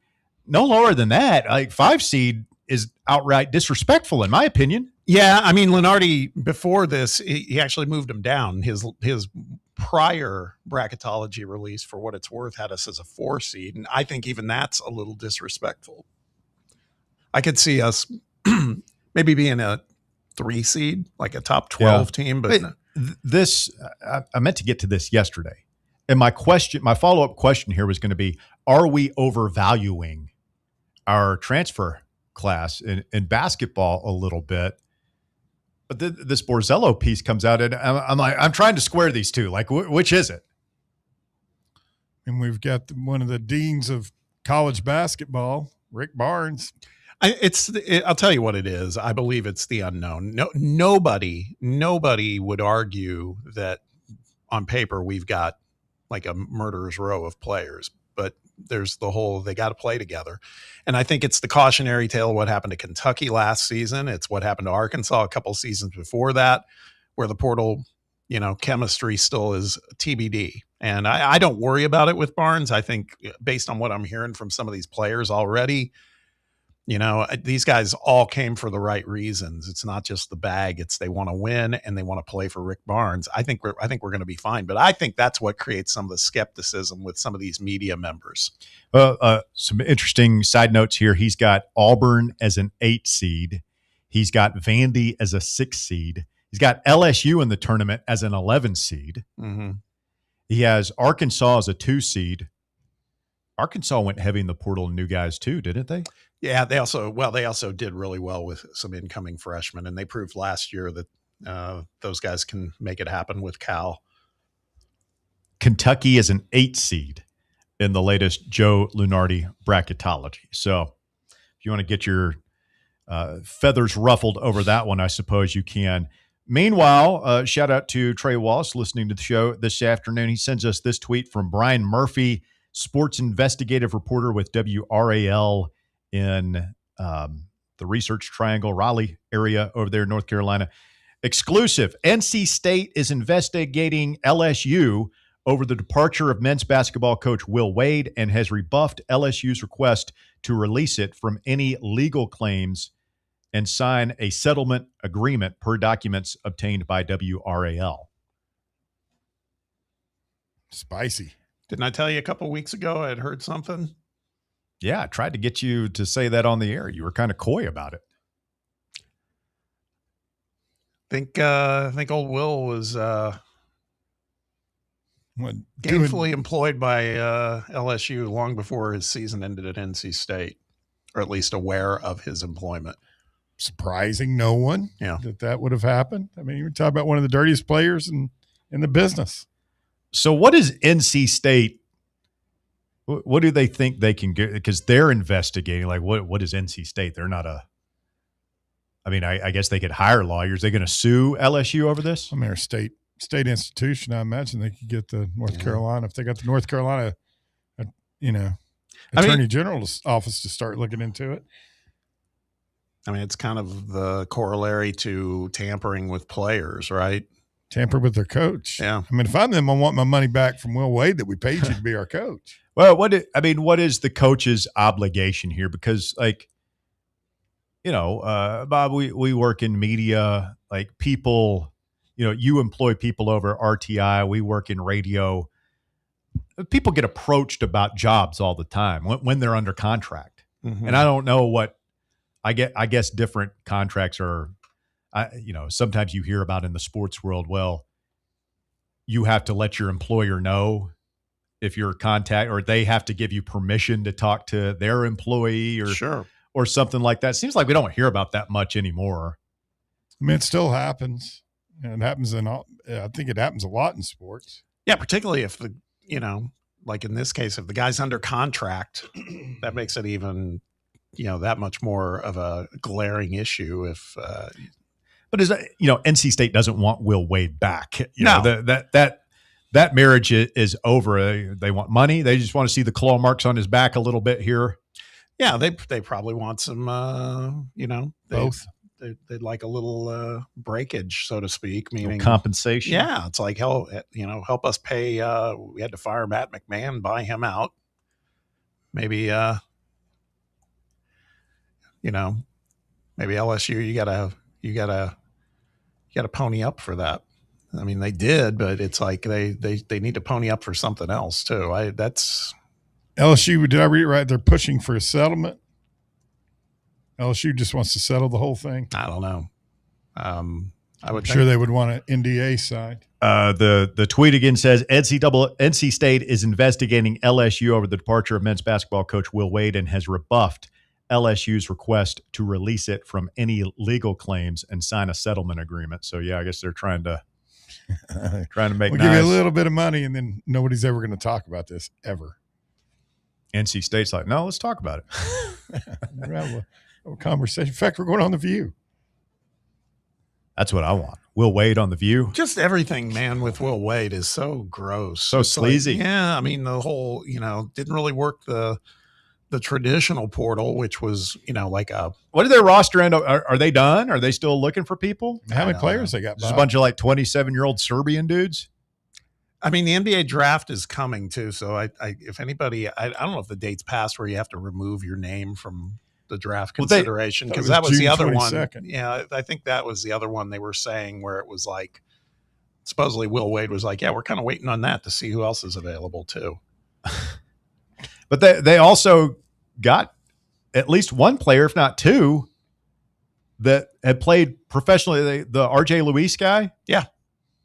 Where does that stand? I don't know. Haven't heard anything recently. He signed, on it. 2 G League contracts? Is that the same guy? He definitely, he played in the G League. I know that much. I don't know how many It's 2 contracts separate he was NBA, under. technically. I mean, G League's affiliate. I mean, it's a professional contract. Yeah, but the horse was out of the barn, man. Najee over at Baylor played in the G League too. And I don't say anything to these G League kids. When we got somebody that gambled on his own team has been ruled eligible for football. Yeah. It's just, I'm still gobsmacked about that. I mean, Will Wade loves this story. Yeah. He could just kind of put his head down and fly under the radar, right? Yeah. I mean, we're not going to let this dude walk out there with R.J. Luis and a bunch of other, former American pros, right? Yeah. I don't know. The Big 12 schools talking about maybe not playing Texas Tech because of the Sorsby thing. Give me the SEC schools saying, yeah, we're not going out. We're not playing a semi-pro team from LSU this year. No. I am starting to see on Twitter within the past hour or two, kind of since we've been on air, there are not a lot of them, but there are some Texas Tech fans that are like, what are we doing? We're going to sacrifice everything for one football season. I would love to see a poll of Texas Tech fans and just how they feel about that. I mean, if they tell the truth on it, but I mean, that one I saw, it's a good point. So there are a lot of people that, kind of were not maybe pulling for him, but I didn't have a problem. They got a billionaire donor. We've got a billionaire donor. We've got more than one. And, if they want to take advantage of the system within the rules, that's fine. Interesting. Some breaking Tennessee softball news we'll have for you on the other side of the break. Walker Smith diligently preparing a synthesis of today's news. We call it the Top 5 at 5, and we'll get to that. Plus, this Pat McAfee guy has just blown up from punter to sports media mogul. Talk about his new deal. You talk about a rich man. Stay with us. It's Fan Run Radio, hour number 3 of The Drive coming up. The Drive. Fan Run Radio, where Big Orange Country comes to talk sports. Start your morning off with your daily dose of talk sports with John Reed and Cody McClure from 8 to 11. Then it's Tony Basilio from 11 to 1. The Playbook with William Pattison from 1 to 3. And The Drive from 3 to 6. It's 10 hours of hard-hitting local sports radio every day, right here on the flagship station for Tennessee fans. This is Fan Run Radio, Knoxville. Welcome to Axle Logistics, where excellence isn't just a goal, it's an energy. As a leading third-party logistics company, Axle is powered by an award-winning culture built on a work-hard, play-hard mentality. Here, the drive for success is contagious and hard work never goes unnoticed. Whether you're just starting out or looking to level up, Axle Logistics is the place to launch your career. Join us and take your ambition to the stars. To learn more, visit axlelogistics.com. Are you ready for the start of a new season? Maybe looking for your team to go on a tournament run? Get game day ready with Crumble. Head on over to your nearest location and pick up 12 pre-selected cookies plus exclusive toppers. When you're looking for dessert options, there's no question about who you should call on. Our listeners already know. Last year, the Dubai chocolate was a home run, along with the brownie batter. Oreo crumb was another crowd favorite. What new flavor will set the standard this season? If you're in the Knoxville area, there are 3 locations ready to serve you: Clinton Highway, Parkside Drive, and Maryville. Download the Crumble app to build your best lineup and vote on the best combos. You can even put your bid in to request a new flavor. Order in the app and slide on over to your nearest location. Tell them Fan Run sent you, and as always, it's for the fans, by the fans. Don't miss the cookies. Blackford Veterinary Surgery Referral specializes in surgeries not regularly performed by your pet's general veterinarian. They're currently accepting referrals from vets all across the country. With their newly renovated state-of-the-art surgery center and highly trained staff, clients can rely on professional and thorough care. If your vet says that your pet needs surgery or rehab, ask for a referral to Blackford Vet and let them get your best friend back on its feet. Located conveniently in West Knoxville. For more information, visit blackfordvetsurgery.com. The more you listen to your kids, the closer you'll be. So we asked kids, what do you want your parents to hear? I feel sometimes that I'm not listened to. I would just want you to listen to me more often and evaluate situations with me and lead me towards success. Listening is a form of love. Find resources to help you support your kids and their emotional well-being at sounditouttogether.org. That's sounditouttogether.org. Brought to you by the Ad Council and Pivotal. You're listening to FM 105.7 and AM 1340, WKGN Knoxville, and W289CU Knoxville, Fan Run Radio. Are you ready to show off that confident, radiant smile you've always dreamed of? Well, here at Knoxville Smiles, we're ready to turn your dream into a reality. At Knoxville Smiles, we're more than just a dental practice. We're your partners in achieving optimum oral health. From routine cleanings and checkups to advanced cosmetics and restorative procedures, we offer a wide range of services in an environment that makes every visit a positive and comfortable experience. At Knoxville Smiles, it's about more than just treatments. We're focused on creating a welcoming environment where you feel like family. Our state-of-the-art facilities are designed with your comfort in mind, and our friendly staff is always ready to address your questions and concerns. Don't wait any longer to achieve a beautiful smile you deserve. Schedule your appointment at Knoxville Smiles today and take that first step towards a healthier, happier you. Call us at 865-539-1776 to book your appointment today, or just visit our website at knoxvillesmiles.com. It's time for The Drive's Top 5 at 5. Quitting time on your Tuesday, 5 o'clock here on Fan Run Radio, and time for the Top 5 at 5, brought to you by our friends over at Knoxville Smiles. Shout out to those folks down there working extended evening hours on Tuesdays and Thursdays, open till 7 p.m. for your convenience. Walker Smith, enlighten us. Thank you. At number 1, Josh Elander continues to formulate next year's roster as the transfer portal cycle rolls on. The most recent moves include a commitment from Northwestern State's left-handed pitcher Brody Trosclair, who had a 1.89 ERA in 10 appearances and 4 starts last season. Tyler Myatt also announced he is staying at Tennessee, while pitcher Nick Abraham has decided to enter the portal after originally saying he's remaining with the Vols. I like the way Walker says Brody. Say it again, the name? Trosclair? I say Trosclair. Is that what I said? You said Trosclair. I said Trosclair. Trosclair. I'm with the Walker pronunciation. Thank you. I don't know which is right. I don't know. You might be right. I thought it maybe should have a French pronunciation on it. Trosclair. Trosclair. He is from down on the bayou, man. I saw some Cajun, some stuff from he's down there with the red ass people. Those people are hard to understand even when they're speaking English. I saw a video of Ogeron speaking Creole French with, it's just gobbledygook. You can't tell me that's a language. It's kind of guttural, but yeah, it is. Yeah. Swamp language. Which makes it all the more impressive that he spurned LSU to come here. I wonder how much money a recruit like that gets, NIL.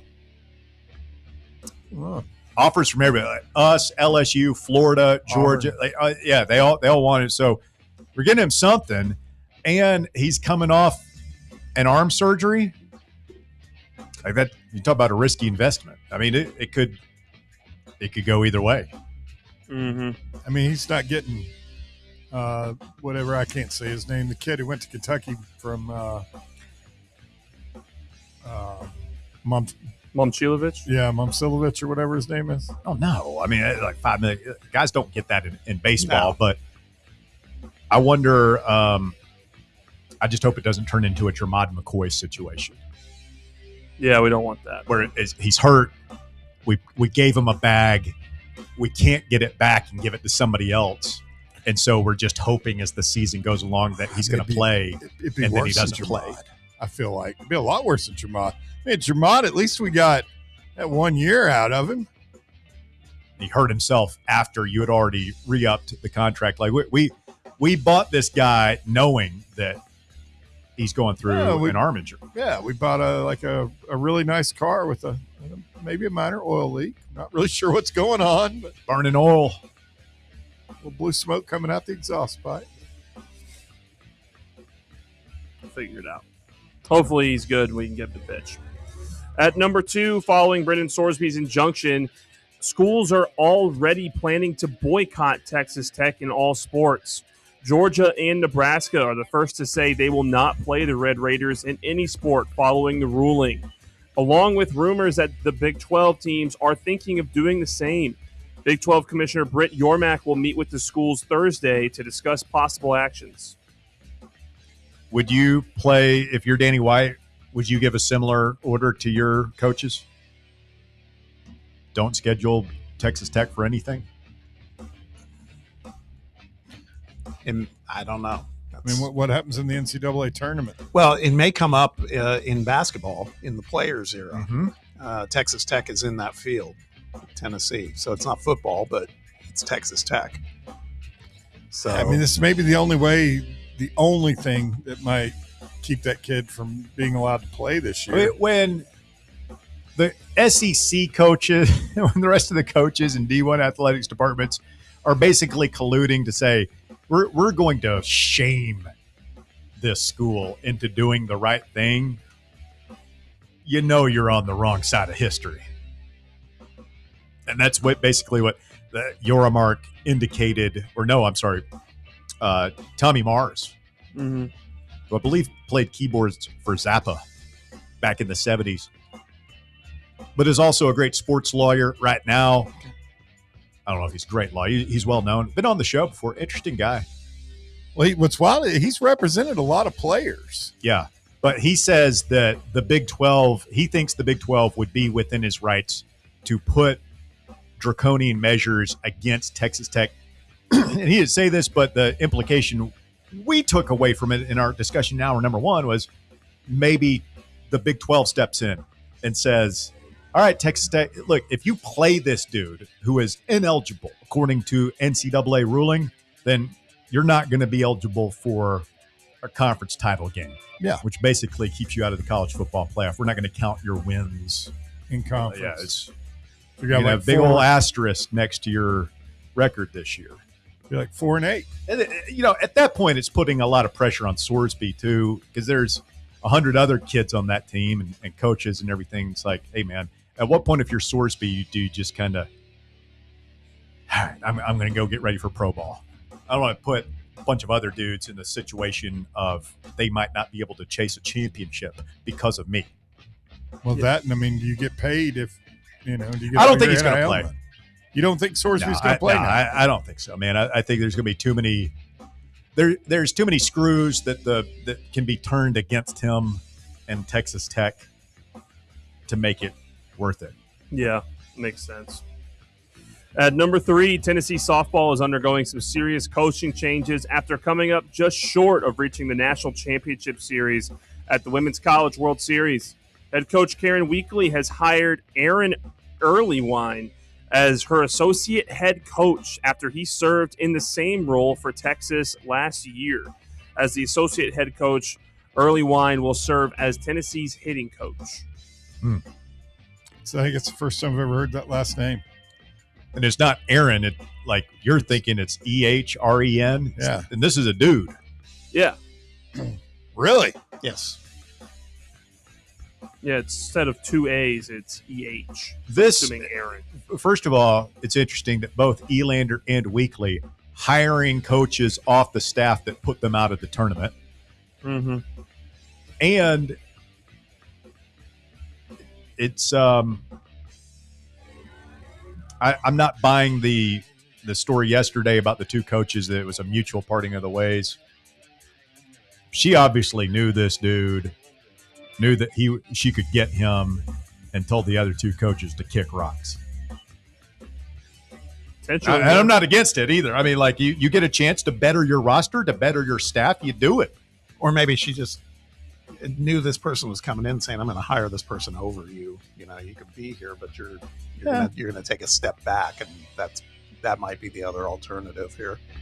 Yeah, but you can't do that. You can't have somebody hanging around if they've been demoted like that, I found. Well, you kind of know where that's going to end up anyway when you do it that way. Isn't that basically what Todd Haley was saying in that interview he did last week? Or, you know, the Browns passed him over for the head coaching job. They hired, who did they end up hiring? Monken. Todd Monken. You got to go with that point. Well, the Haslams, who are known for their great decision making when it comes to hiring coaches. So they wanted Haley to stay and be the defensive coordinator for the guy he got passed over for. And he was like, no, that's not going to work. Yeah. Like that's not fair to Monken. No. Is what he said is like, he doesn't want the guy that he knows he was up against for the job looking over his shoulder. So, yeah.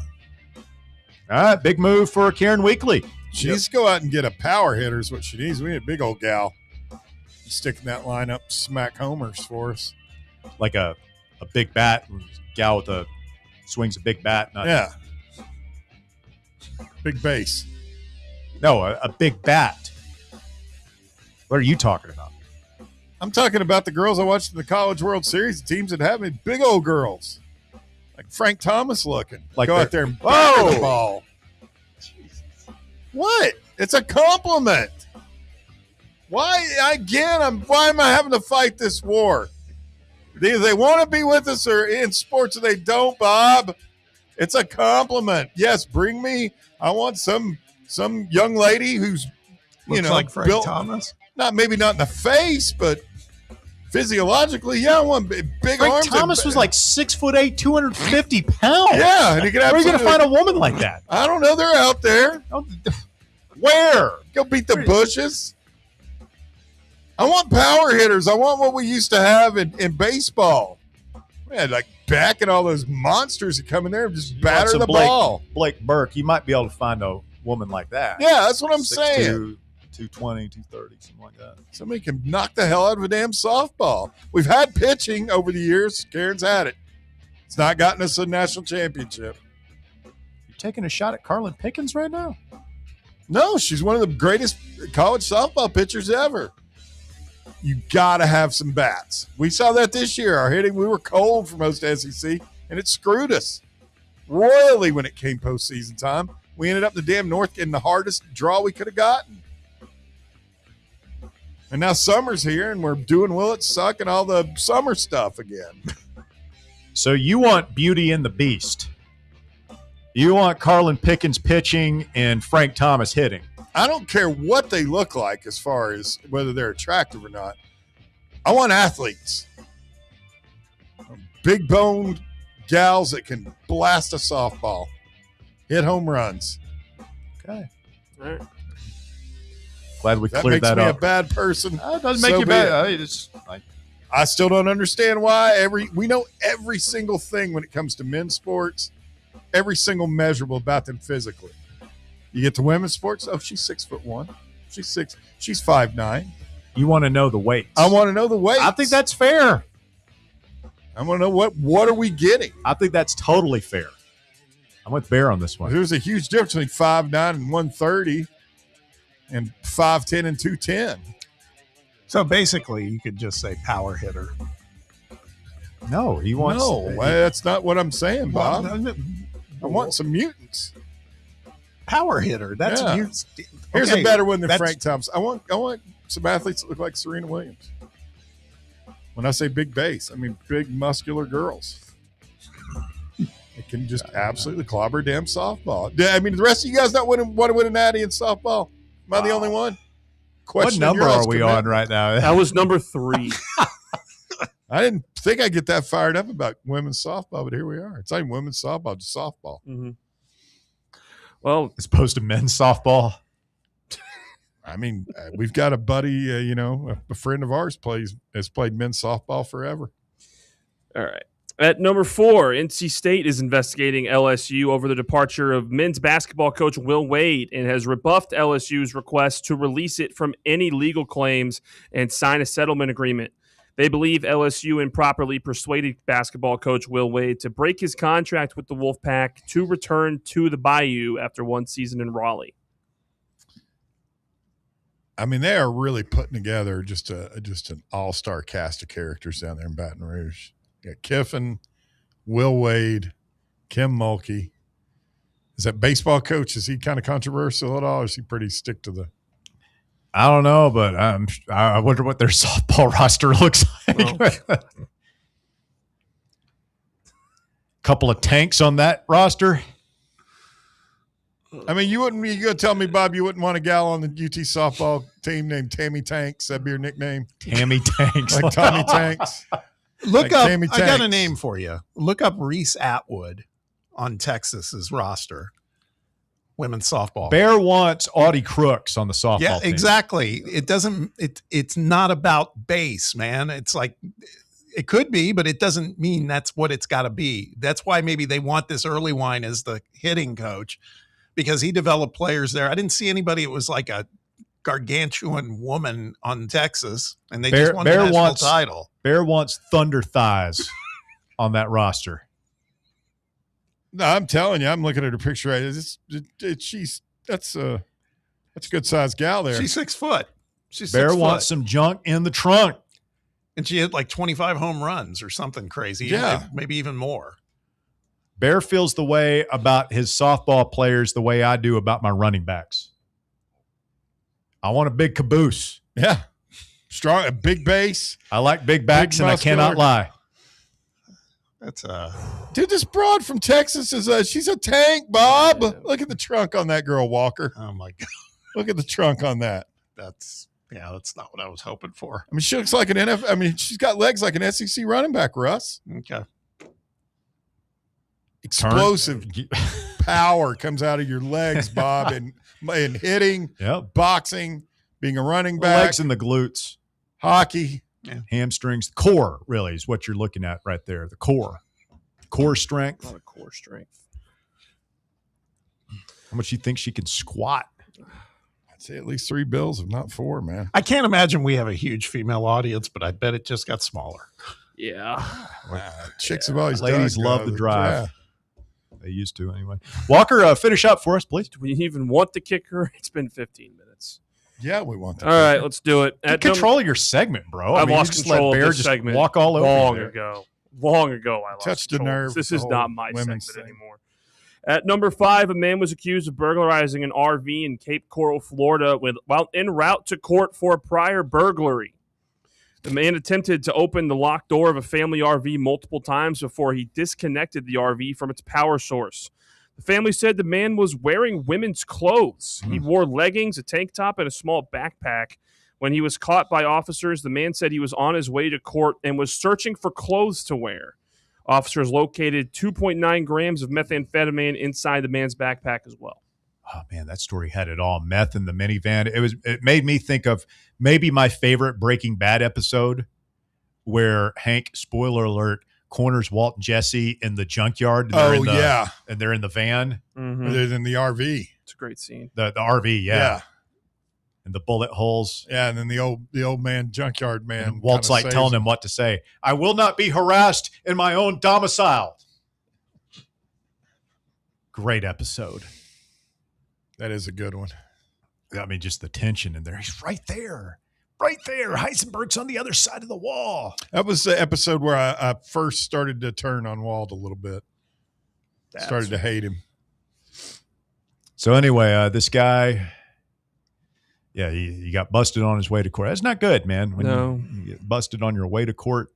I saw a guy on a YouTube video, it was a court hearing, and they do a lot of these court hearings via Zoom now. A lot of times you don't have to go to court, something that can be taken care of.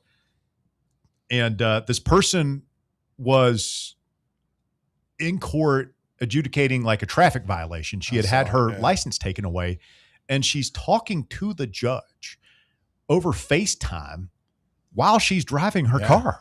Yeah. I think I saw he issued a bench warrant for arrest. He's like, what are you doing right now? Got places to Older be. judge, I remember the one. He's just like, what? Are you seriously? Like, you're making me do this? Really? You're not even trying to abide by my ruling? Just unbelievable. As stupid as that, there was one where a guy was in court on a Zoom meeting for I think it was for like domestic violence.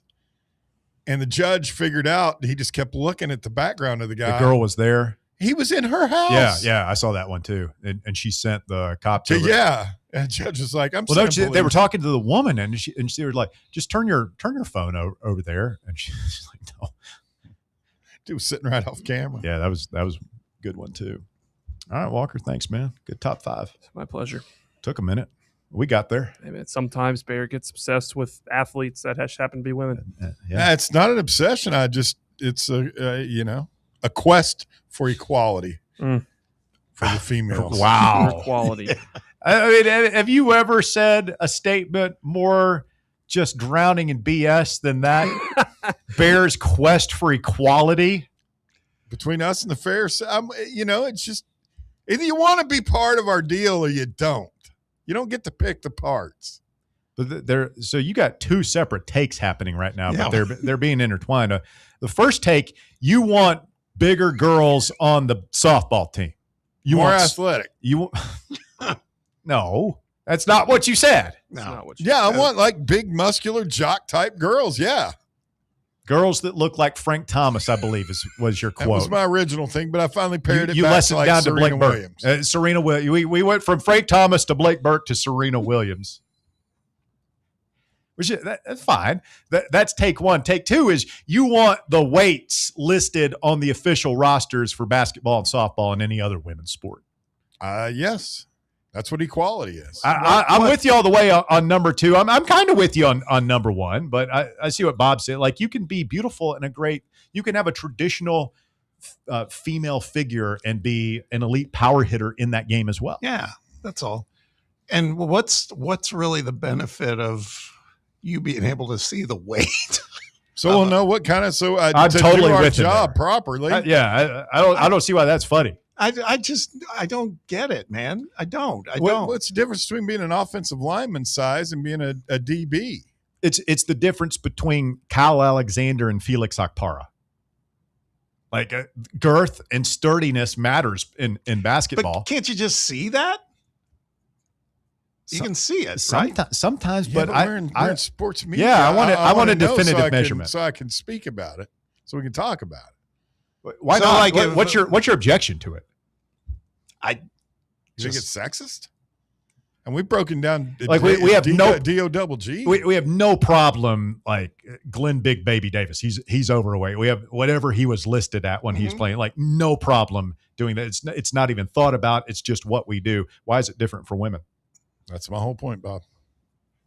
I don't know. And we talked about D-O. What do you mean? You don't know. Stop dodging the issue. Like, we're not supposed to tell women's weight. Why? We're talking about sports. Yeah. We've been talking a lot about gambling today. Like if I'm placing a wager, if I'm a sicko like John Reed and I'm gambling on the WNBA, Jesus, like I want to know who, like what the matchup is like. The Post is this whoever's D'ing up Angel Reese, who's what? Like, first of all, I want to know, is she 6'2", 190? Is the girl that's guarding her, okay, she's 6'3". Is she 220 pounds or 180 pounds? Because that's a big difference. That's going to determine how I spend my money. Well, she physically. That's going to determine how you spend your money. It's going to figure into it. How much the athletes weigh? Yes. So Victor Wembanyama, it doesn't have to be about women. Victor Wembanyama, obviously a transcendent player. Mm-hmm. It's a little slight of build. I don't worry about that. I don't worry about oh God, I wonder what he really weighs.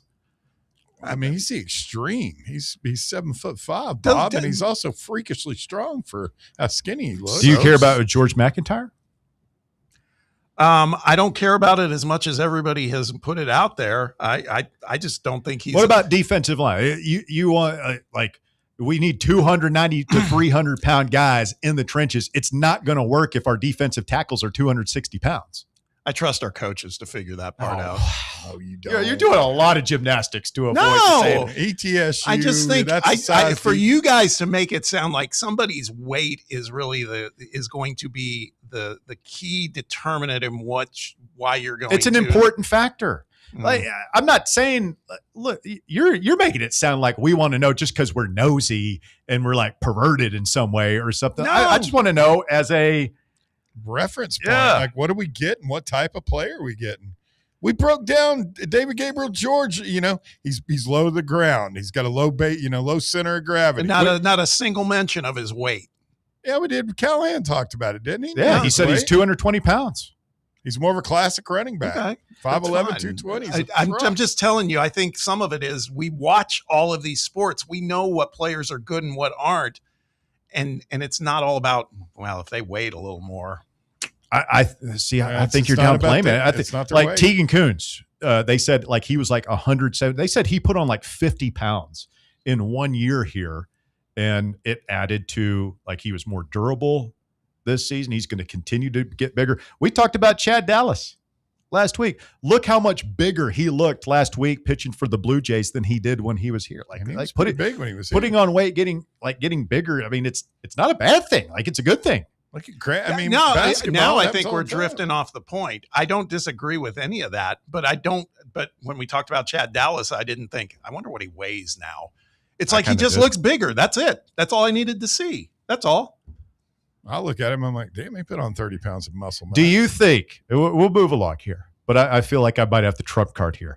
Do you think our new strength coach, Derek Owings, when he weighs the guys in before summer and then he's on them about their diet, we're working out, we're trying to get our offensive linemen bigger, maybe we're trying to get our linebackers a little smaller. I don't know. Everybody's different, have different plans.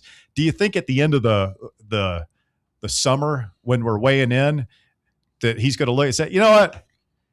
We don't need to weigh in. The exact measurements aren't important. I can see that you're bigger. I see you put on weight. Never said that. That's what those guys get paid to do. They're the coaches. That's what he does. I guarantee you, Derek Owings isn't going to say, hey, man, you developed a lot in this offseason. That's fantastic. I need to go back and report to the media how much weight you've gained in muscle mass. I would be stunned if Kieran Weekly doesn't know almost precisely what all of her players weigh. As the coach. I don't disagree with Bob, that. you look on the internet for every male athlete, everything. We know everything. 6'1", 235. No matter, just for an example. And then you're looking at looking up stuff on women and female athletes, and it's like they might have their height listed. Usually they've got the height listed. They ain't listing their weight. And I just think it's a double standard. Bear doesn't appreciate double standards. No, not at all. Not at all. It's a quest for equality. Maybe a quest, destined to fail like Don Quixote. But yeah, I'm looking at the soccer team. It just has heights. Like that's how do you know what position they're even supposed to be? Because a dude that's 6'3" and 320 is not playing in the defensive backfield. Basketball, just heights. Why can't we tell how much the women weigh? I've been saying it for months, man. Like, bugs me. We have women's MMA. This is the last example, I promise. God. Women's MMA. We're just not going to have weigh-ins. We're not going to have weight classes. She looks roughly the same size. I mean, it's no different. Totally different sport. I mean, it's like that's no different from males.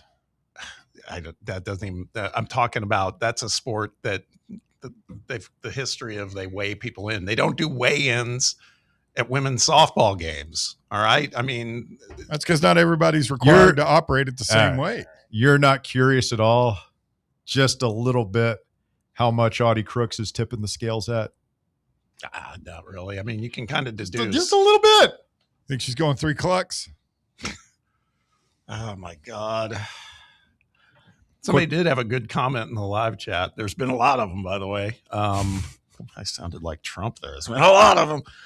So many comments. Yeah. Many people are saying. Where is it? Oh, Kicked in the Vols said, we need a drinking game or bingo card for the drive. And then Bear calls a woman a broad would be featured prominently in both. It's kind of Have at it. Get you a suitcase of beer. Quick timeout. The Drive, Fan Run Radio. Tuesday edition of the show continues right after this. The Drive. Tony Basilio, the official voice of the common fan, is now on Fan Run Radio. Fan Run Radio. Tony Basilio, weekdays from 11 to 1. Be there. What kind of day is it? It's a White Claw day. Grab a pack, grab your friends. Everything else in life can wait. Your friends shouldn't. Let's go. White Claw. Grab life by the claw. Please drink responsibly. Hard seltzer with flavors. White Claw Seltzer Works, Chicago, Illinois. Did you know your Knoxville Smokies are halfway through their season? Yeah, only 6 homestands remaining. So, what are you waiting for? Don't miss your favorite promotions still to come, like Country Night, Father's Day, 4th of July, Christmas in July, free hot dog night, and so much more. And all summer, we've got all-you-can-eat Wednesdays, Knox Vegas Thirsty Thursdays, and fireworks every Friday and Saturday. So no more excuses. Head on over to Covenant Health Park next week and see your Smokies back in action. Get your tickets now at SmokiesBaseball.com. Is your yard starting to look more wild and welcoming? Yeah, don't let your landscape be that house on the block. At ECR Total Landscapes, we make sure your outdoor space is something you're proud of. From de-weeding flower beds to leaf blowing, trimming, mulching, and more, completely customizable to your property's specific needs. We'll handle it all. Why spend your weekends sweating it out in the yard when you can just sit back and enjoy it? That's the ECR difference. And right now, new customers can get 10% off your first month of our monthly maintenance package when you sign up for a full calendar year. That's right. Consistent, reliable service at a price that makes it easy to get started. No sweat, no hassle, just a better looking lawn week after week. Call ECR Total Landscapes today and mention promo code FANRUN to save 10% on your first month.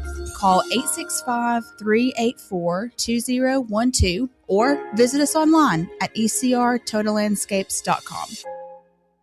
A brand built in Tennessee and born from the love of the game, Inward Half revolutionizes golfing comfort. Crafted by a former pro and dedicated enthusiast just like you, our luxury performance wear guarantees you stay cool and comfortable through every swing and every day. We're not just a brand. We've set out to create a lifestyle for those who understand that impeccable style and premium performance are a hole-in-one. Enjoy the walk-in with Inward Half. Hey, Vols fans, Cody Brown here. I grew up right here in Tennessee and know what it means when someone says, I've got your back. That's why you can trust Farm Bureau Insurance of Tennessee. Whether it's your home, your vehicle, your family's future, or the business you built from the ground up, we will show up for all of your insurance needs. We are Tennesseans who understand what matters, which is doing right by you. Insurance is not all about just paperwork and policies, but it's about the people we insure every day. So if you want insurance that hits home, give me a call at 865-992-3871. Go Vols. Everyone needs to take care of their mental health, even running back Bijan Robinson.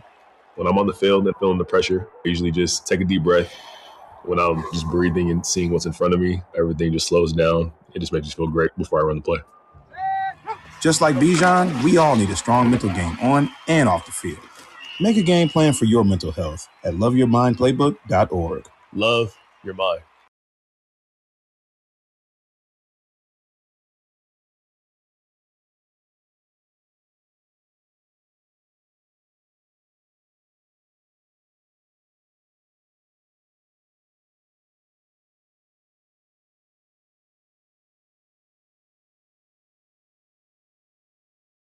Michaela Allstott. That's good. I like that one. That's what I'm talking about. Brandon Lay says, I want a Jamal Lewis looking shortstop. Jesus. See, that's, I don't know. I don't know about all that.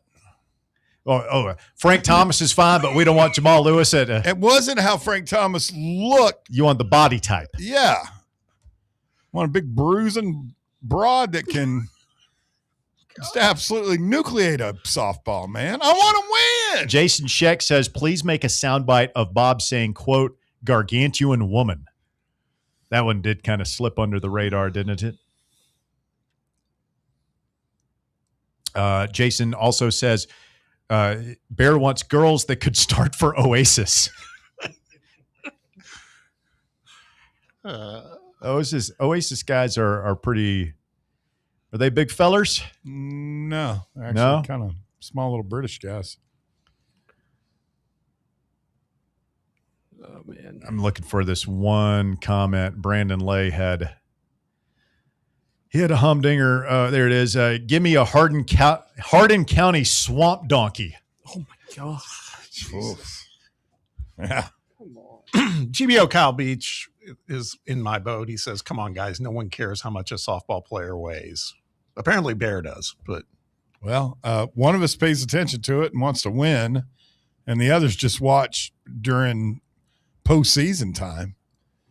Bear's like, I remember Monica Abbott, 6'2", 197 pounds of sheer arm cannon. Yeah, Bear. I couldn't tell you how much she weighed because they've enthusiast. never put any of the girls' weights on there. Any of the female athletes, rather. Shouldn't call them girls or young ladies. It would being honest, the height and weight listings have been notoriously unreliable. I'll say those for aren't years. those aren't accurate. David Gabriel George is listed on 247 as being like 205 pounds, and then Callahan said he was 220 today, and I bet he's 220. Like the film I've seen of the kid, he looks like, because that's what Brian referred to him, just a classic looking running back. I mean, he's built like a truck. He did some home runs, right? Am I right? I don't know. I've never seen the kid play baseball. Kosoval, one more thing. Kosoval said on the French live play chat, because we were going back and forth, where there was some identification of certain sports, MMA, some other stuff. It's like where there's actual identified weight classifications. I get it. Okay. That's a different thing. But Kosoval said women's fitness classes are all by height only. I've run bodybuilding competitions in Chattanooga. So Kosoval runs bodybuilding competitions? That's what he said. Let's dig into that further. You go right ahead. Get your team on it. Bodybuilding's not a sport so much as just a beauty contest by really fit people who exercise a lot, right? Yeah. It's a great question. I don't know. I mean, there are a lot of people out there that probably would say bodybuilding is a sport. It is. It's a sport. Definitely. They have competitions for it. You practice. There's competition. Yeah, you train for it. I mean, feel like race car drivers are more athletes than bodybuilders. It's more of a sport. It's just different muscle. I mean, it's more of a sport in terms of there's it's very easy to determine winner and loser. Like when you bring judges into it, it always gets a little bit strange. But I mean, there are judges in boxing and MMA. I mean, is it really judges? I mean, is it not the same as sprinting? Like you're either the strongest person at that competition or you're the fastest person at that competition, or you can do the most pull-ups at this competition, so on and so forth. But those bodybuilders, I would say, work much, much, much harder on their physique and the physical aspect of their sport than race. Like there's no comparison between how hard those guys work and race car drivers. I know race car drivers work out Formula all that One stuff, and IndyCar drivers, but there's no comparison to bodybuilders. I think the commitment to be able to drive in Formula One or at the highest levels, in IndyCar. Just different. Those guys are levels of working training. out. They're working out, but not like. I mean, those guys live in the gym. They haven't had a carb in 6 months. No, it's just different levels of training. Like if you're strictly bodybuilding, it's maybe 6 hours a day you spend working on strength training, eating whatever you do.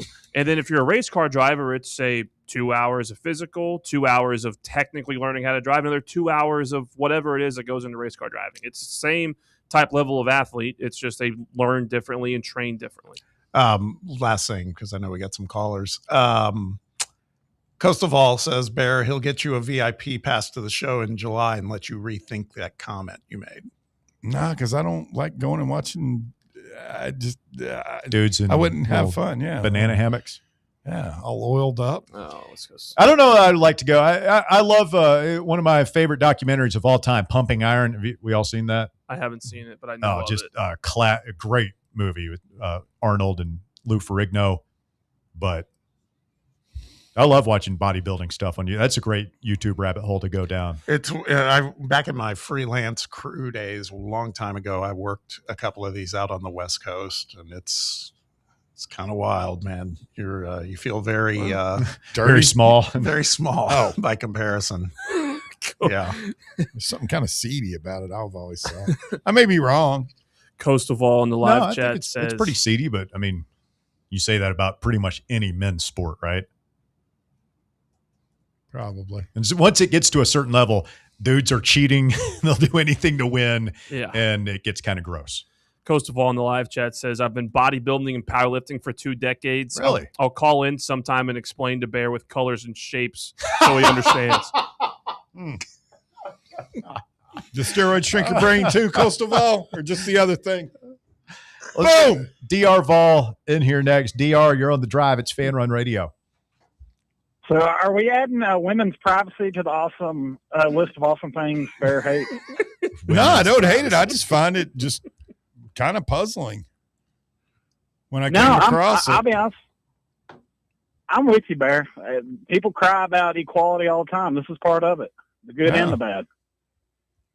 I don't even think it's bad. Like, why wouldn't you want to share that information? It's part of sports. Well, it would be like, you know how they talk about like the heights and weights kind of exaggerated. It'd be the opposite for women. They'd actually be about 220, but they'd put 180 or 190 kind of thing. Well, Bear Bryant used to famously way underlist his football players so that you're looking sense of security. You're looking at a roster and you're like, oh man, the guy I'm going up against this week, this defensive end who's going to try and get around me is only 6 foot 220, and then on game day outsteps the 6'5", 290-pound behemoth. Yeah. Yeah, I'm with you. Bear wants a Joanna man out there batting cleanup for Karen Weekly. He wants one of them women that's going to get mad she can't use the troughs at Neyland anymore. Not sure what you're getting at, but I'll end my call with that. Let's put it like that. Yeah, have a good day. Thank you, DR. Appreciate the phone call. I told you he'd raise the level of discourse on our show. It's always a pleasure. I've only seen one picture of woman at a trough, and that was a Georgia fan. I've still got that. I think I sent you that years ago. That's a hilarious picture. She was doing it the wrong way. Let's get Phil in here next. Phil, you're on the drive. Fan Run Radio. Good afternoon, sir. Where's that, David? Hey, Philly. How the boys doing? Doing well, thank you. That's cool. Bear using Spanish to answer the phone over there. He did. We're doing hola now? No. Said, how are you, my friend? So he said, ¿Cómo estás, mi amigo? Wow. Yeah. Bear's definitely the guy when he goes to the Mexican restaurant and they bring out the food, he goes, gracias. I don't. I go to the same Mexican restaurant for the past 30 years. Where'd you learn como está, mi amigo? High school Spanish. Bob, you got any Tennessee basketball stuff to tell me today? I mean, we've had quite a bit. Nah, just it sounds like some media members love us. Some maybe are a little skeptical, and some of the players today spoke. Jalen Harrelson and Day-Day Ames, and I don't know. They, like I was saying earlier, they all seem to want to be here for the right reasons. I mean, money talks, of course, but I think these guys think they got a chance to put something really special together. Yeah, and also they talked about how a lot of them know each other Right. from previous circuits, whether they played with or against each other last year, and a lot of them played in the AAU circuits. They're all pretty familiar with themselves, and that apparently Dwayne Brown and Troy Henderson are doing a good job helping them through the hard Rick Barnes practices.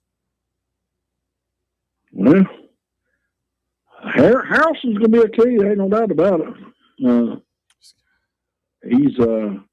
He probably needs to rebound better and play a little bit better defense, but the guy could be an all-SEC player. They, I think I mentioned this in previous shows, but I think it bears repeating when we talk about Harrelson. When I've talked with Coach Barnes, he's super high on the kid, and he said that they were told by some NBA people that if he can kind of elevate his mid-range jump shot, if he can really develop that more, he'd probably only be playing in Tennessee for a year.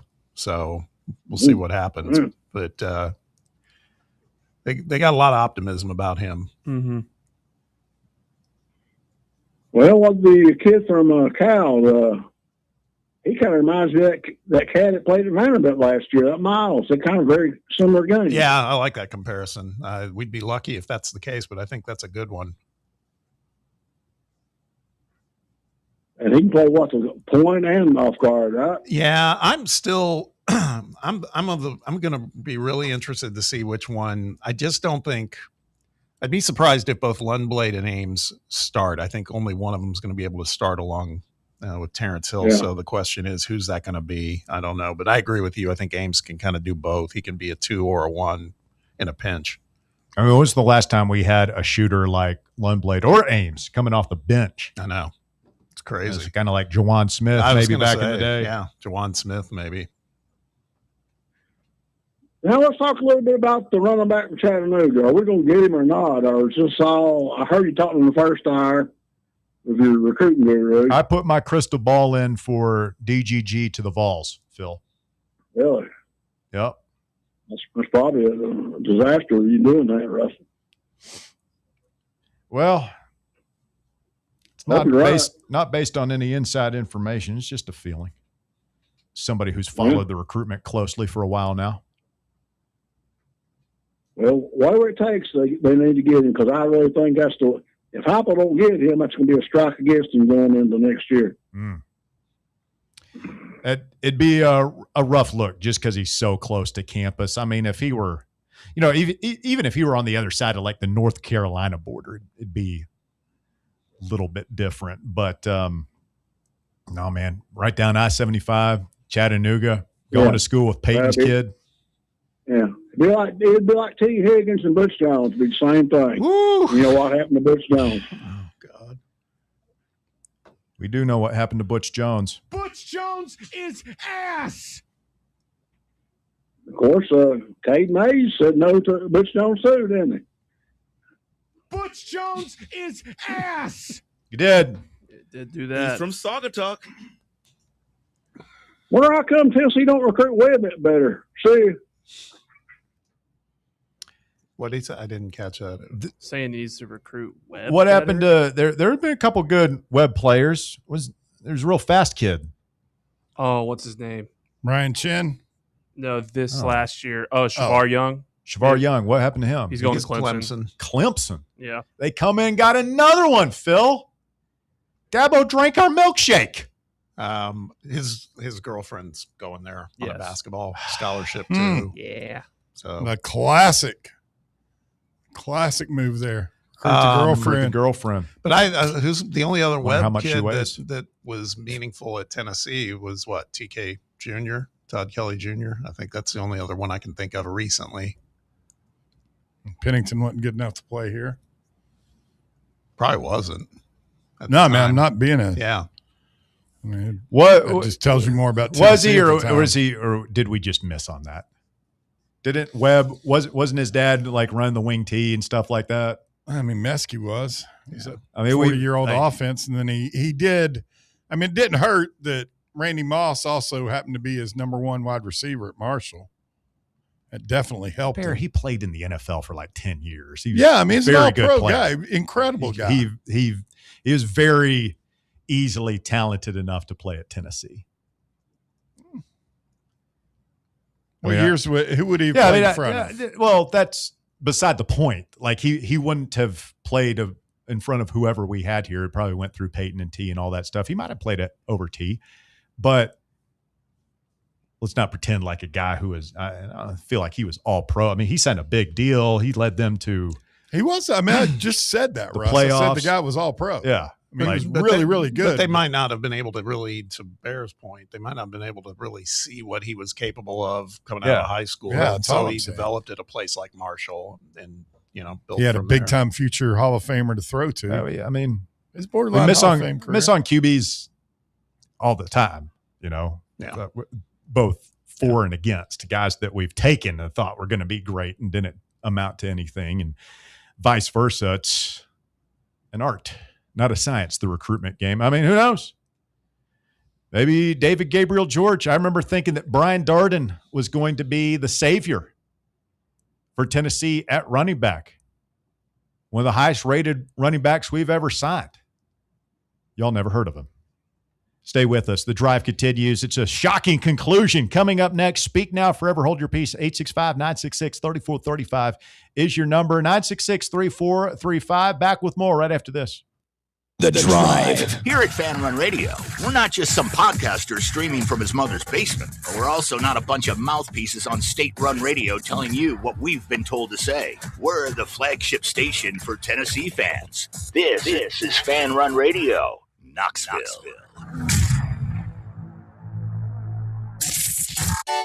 Citizens National Bank. Life is more fun with a Good Life account, offering extra benefits, including bank travel. Experience the trip of a lifetime to Ireland. Explore rolling green hills, historic castles, and charming villages across the Emerald Isle. Get in on the fun. Call 865-429-7935 today. Citizens National Bank. Banking never felt so good. Member FDIC. Located in Knoxville's historic Old City, Barley's offers great food, live music, the best draft beer selection in town, and now your new favorite place to watch sports. Their indoor projector is perfect for any weather, and they've revamped their upstairs area with more TVs to take in all of the action. Their menu features hand-battered chicken tenders, juicy burgers, fresh salads, and the tastiest pizza in Knoxville. You can enjoy their happy hour drink specials daily from open until 6 p.m. Barley's Tap Room and Pizzeria. Okay, so we really need uniforms and equipment for this season. Can I trust you with that? Cool, I'll just order them online. What? Yeah, I'm going to hop online and I'm going to get them ordered. Hold up, that's not a good idea. We shouldn't just spend money on some random online retailer, okay? I mean, it seems pretty convenient. Trust me, it's a terrible idea. Let me simplify this for you. SM Athletics. Okay, how do you pronounce it? SM Athletics? They're the go-to for uniforms and equipment, whether it's for universities, high schools, youth leagues, you name it. So why wouldn't you rather go with professionals who can guide us through the process, design the perfect uniforms, and deliver the best equipment? Yeah, I guess that makes sense. What's the name again? SM Athletics. Right. It's definitely smarter to go with a company that emphasizes customer service, fair pricing, and, of course, excellent products. Exactly. So, yeah, I guess it's settled then. For uniforms and equipment for all sports, it's SM Athletics. Vol fans, reimagine your home at Broadway Carpets and Flooring for any remodeling or building needs. With a variety of carpets, rugs, hardwood, vinyl, and stone, Broadway has all the flooring and installation options you're looking for, including pet-resistant products like Pet Perfect Carpet from Shaw Floors. Visit their showroom in downtown Knoxville or the location in West Knoxville located on Kingston Pike near Pellissippi Parkway today.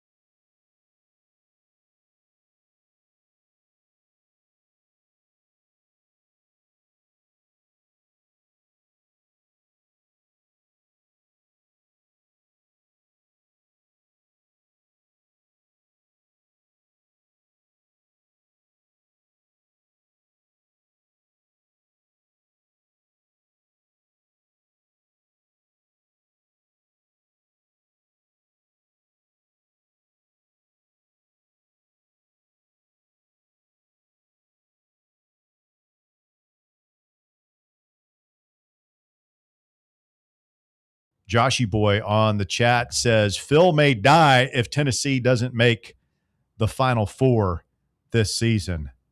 No, he wants him to get there before he dies. He may die. Die. Phil's going to die. No, he's not. I don't know, man. He's talking himself into, I think, a lot of Tennessee fans. I think Bob's right there with him, too. Is going to be very upset if this isn't the team that Rick Barnes doesn't cross the finish line with. Yeah, I'd probably be upset I wouldn't die because of it. I'd be disappointed mainly for the kids and for Coach and the staff. Bear just wants the kids to have fun. Yeah. I just hope they weigh enough to get to a Final Four. It's important too. See, you've completely kind of tried to paint. You've got this narrative about our conversation from the last hour here, Bob, and I don't like it. simplifying it, making fun of it. It's not a good look for you. You're usually very nurturing, encouraging. I look to you a lot of times. I appreciate that. For leadership. I've been with this guy for years and years now. He's a complete boob. Part of that is Bob will also tell you when you have an idea that's stupid and dangerous. Bluntly, sometimes. That's probably fair too. But I'm with you on this one. It's very rare. I'm enjoying this. And she'll buy in totally to my kind of one of my crackpot things. Can't tell everybody how much the female athletes weigh. That would be uncouth. These are ladies, after all. A woman never reveals her weight or her age or both, however that thing works. If you're wanting to get equal pay and everything else, this is part of it. They're ladies. not getting equal pay. Part of that reason, just nobody goes to their games. Well, okay, different topic altogether. But okay, just we can cover that one tomorrow. I think that let's not. I think that it's not an equality thing. That angle is different. I think it's we as sports fans want to know.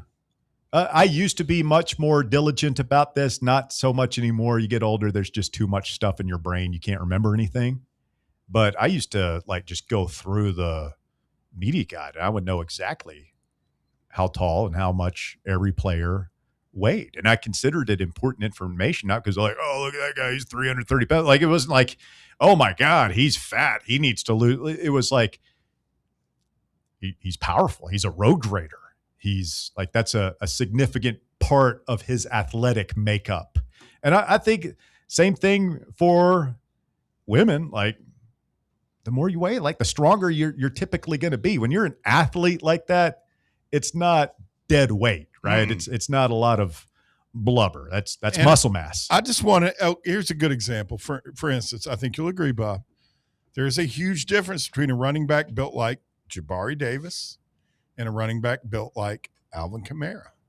Thunder and lightning. I want to know what's coming in. Are you bringing me a Jabari Davis style running back that we could turn around and hand the ball to 4 times in a row on the 10-yard line? Isn't that why we watch the games? Right? Yeah, but I want to know about it beforehand so we can talk about it. The road, like Russ said, I don't know if you got a road grader. Who's been probably the most, back to softball, one last thing. Who's been the most overpowering, dominant pitcher in college women's softball? History? No, the last few years. Probably Pickens. Did you ever wonder what she weighed? No, not as that's much, not but what I'm saying. I want some big ass. I bet it's more than most people would think. I hadn't until now, but now that you bring it up, yeah, I'd kind of like to know. What is she, about 6'2"? Yeah, she's 6'1" or 6'2". I'd say she's 6'2", 180. All I said was I want some girls with some hitting power. You think 180 is big for Carlin? Let's play this Price is Right game. What do you think? You get what? You can't even give me a guess. That would be too uncouth. No, I don't. She's about 6'1" and about 185, 190, I think. Oh, I don't know, 190. I think 180 max. I might lower it to 170. Yeah, I'd say lower. There you go. That felt good, didn't it? Not really. Speculating on a woman's weight openly. Trying to totally dispose. Come on in, Bob.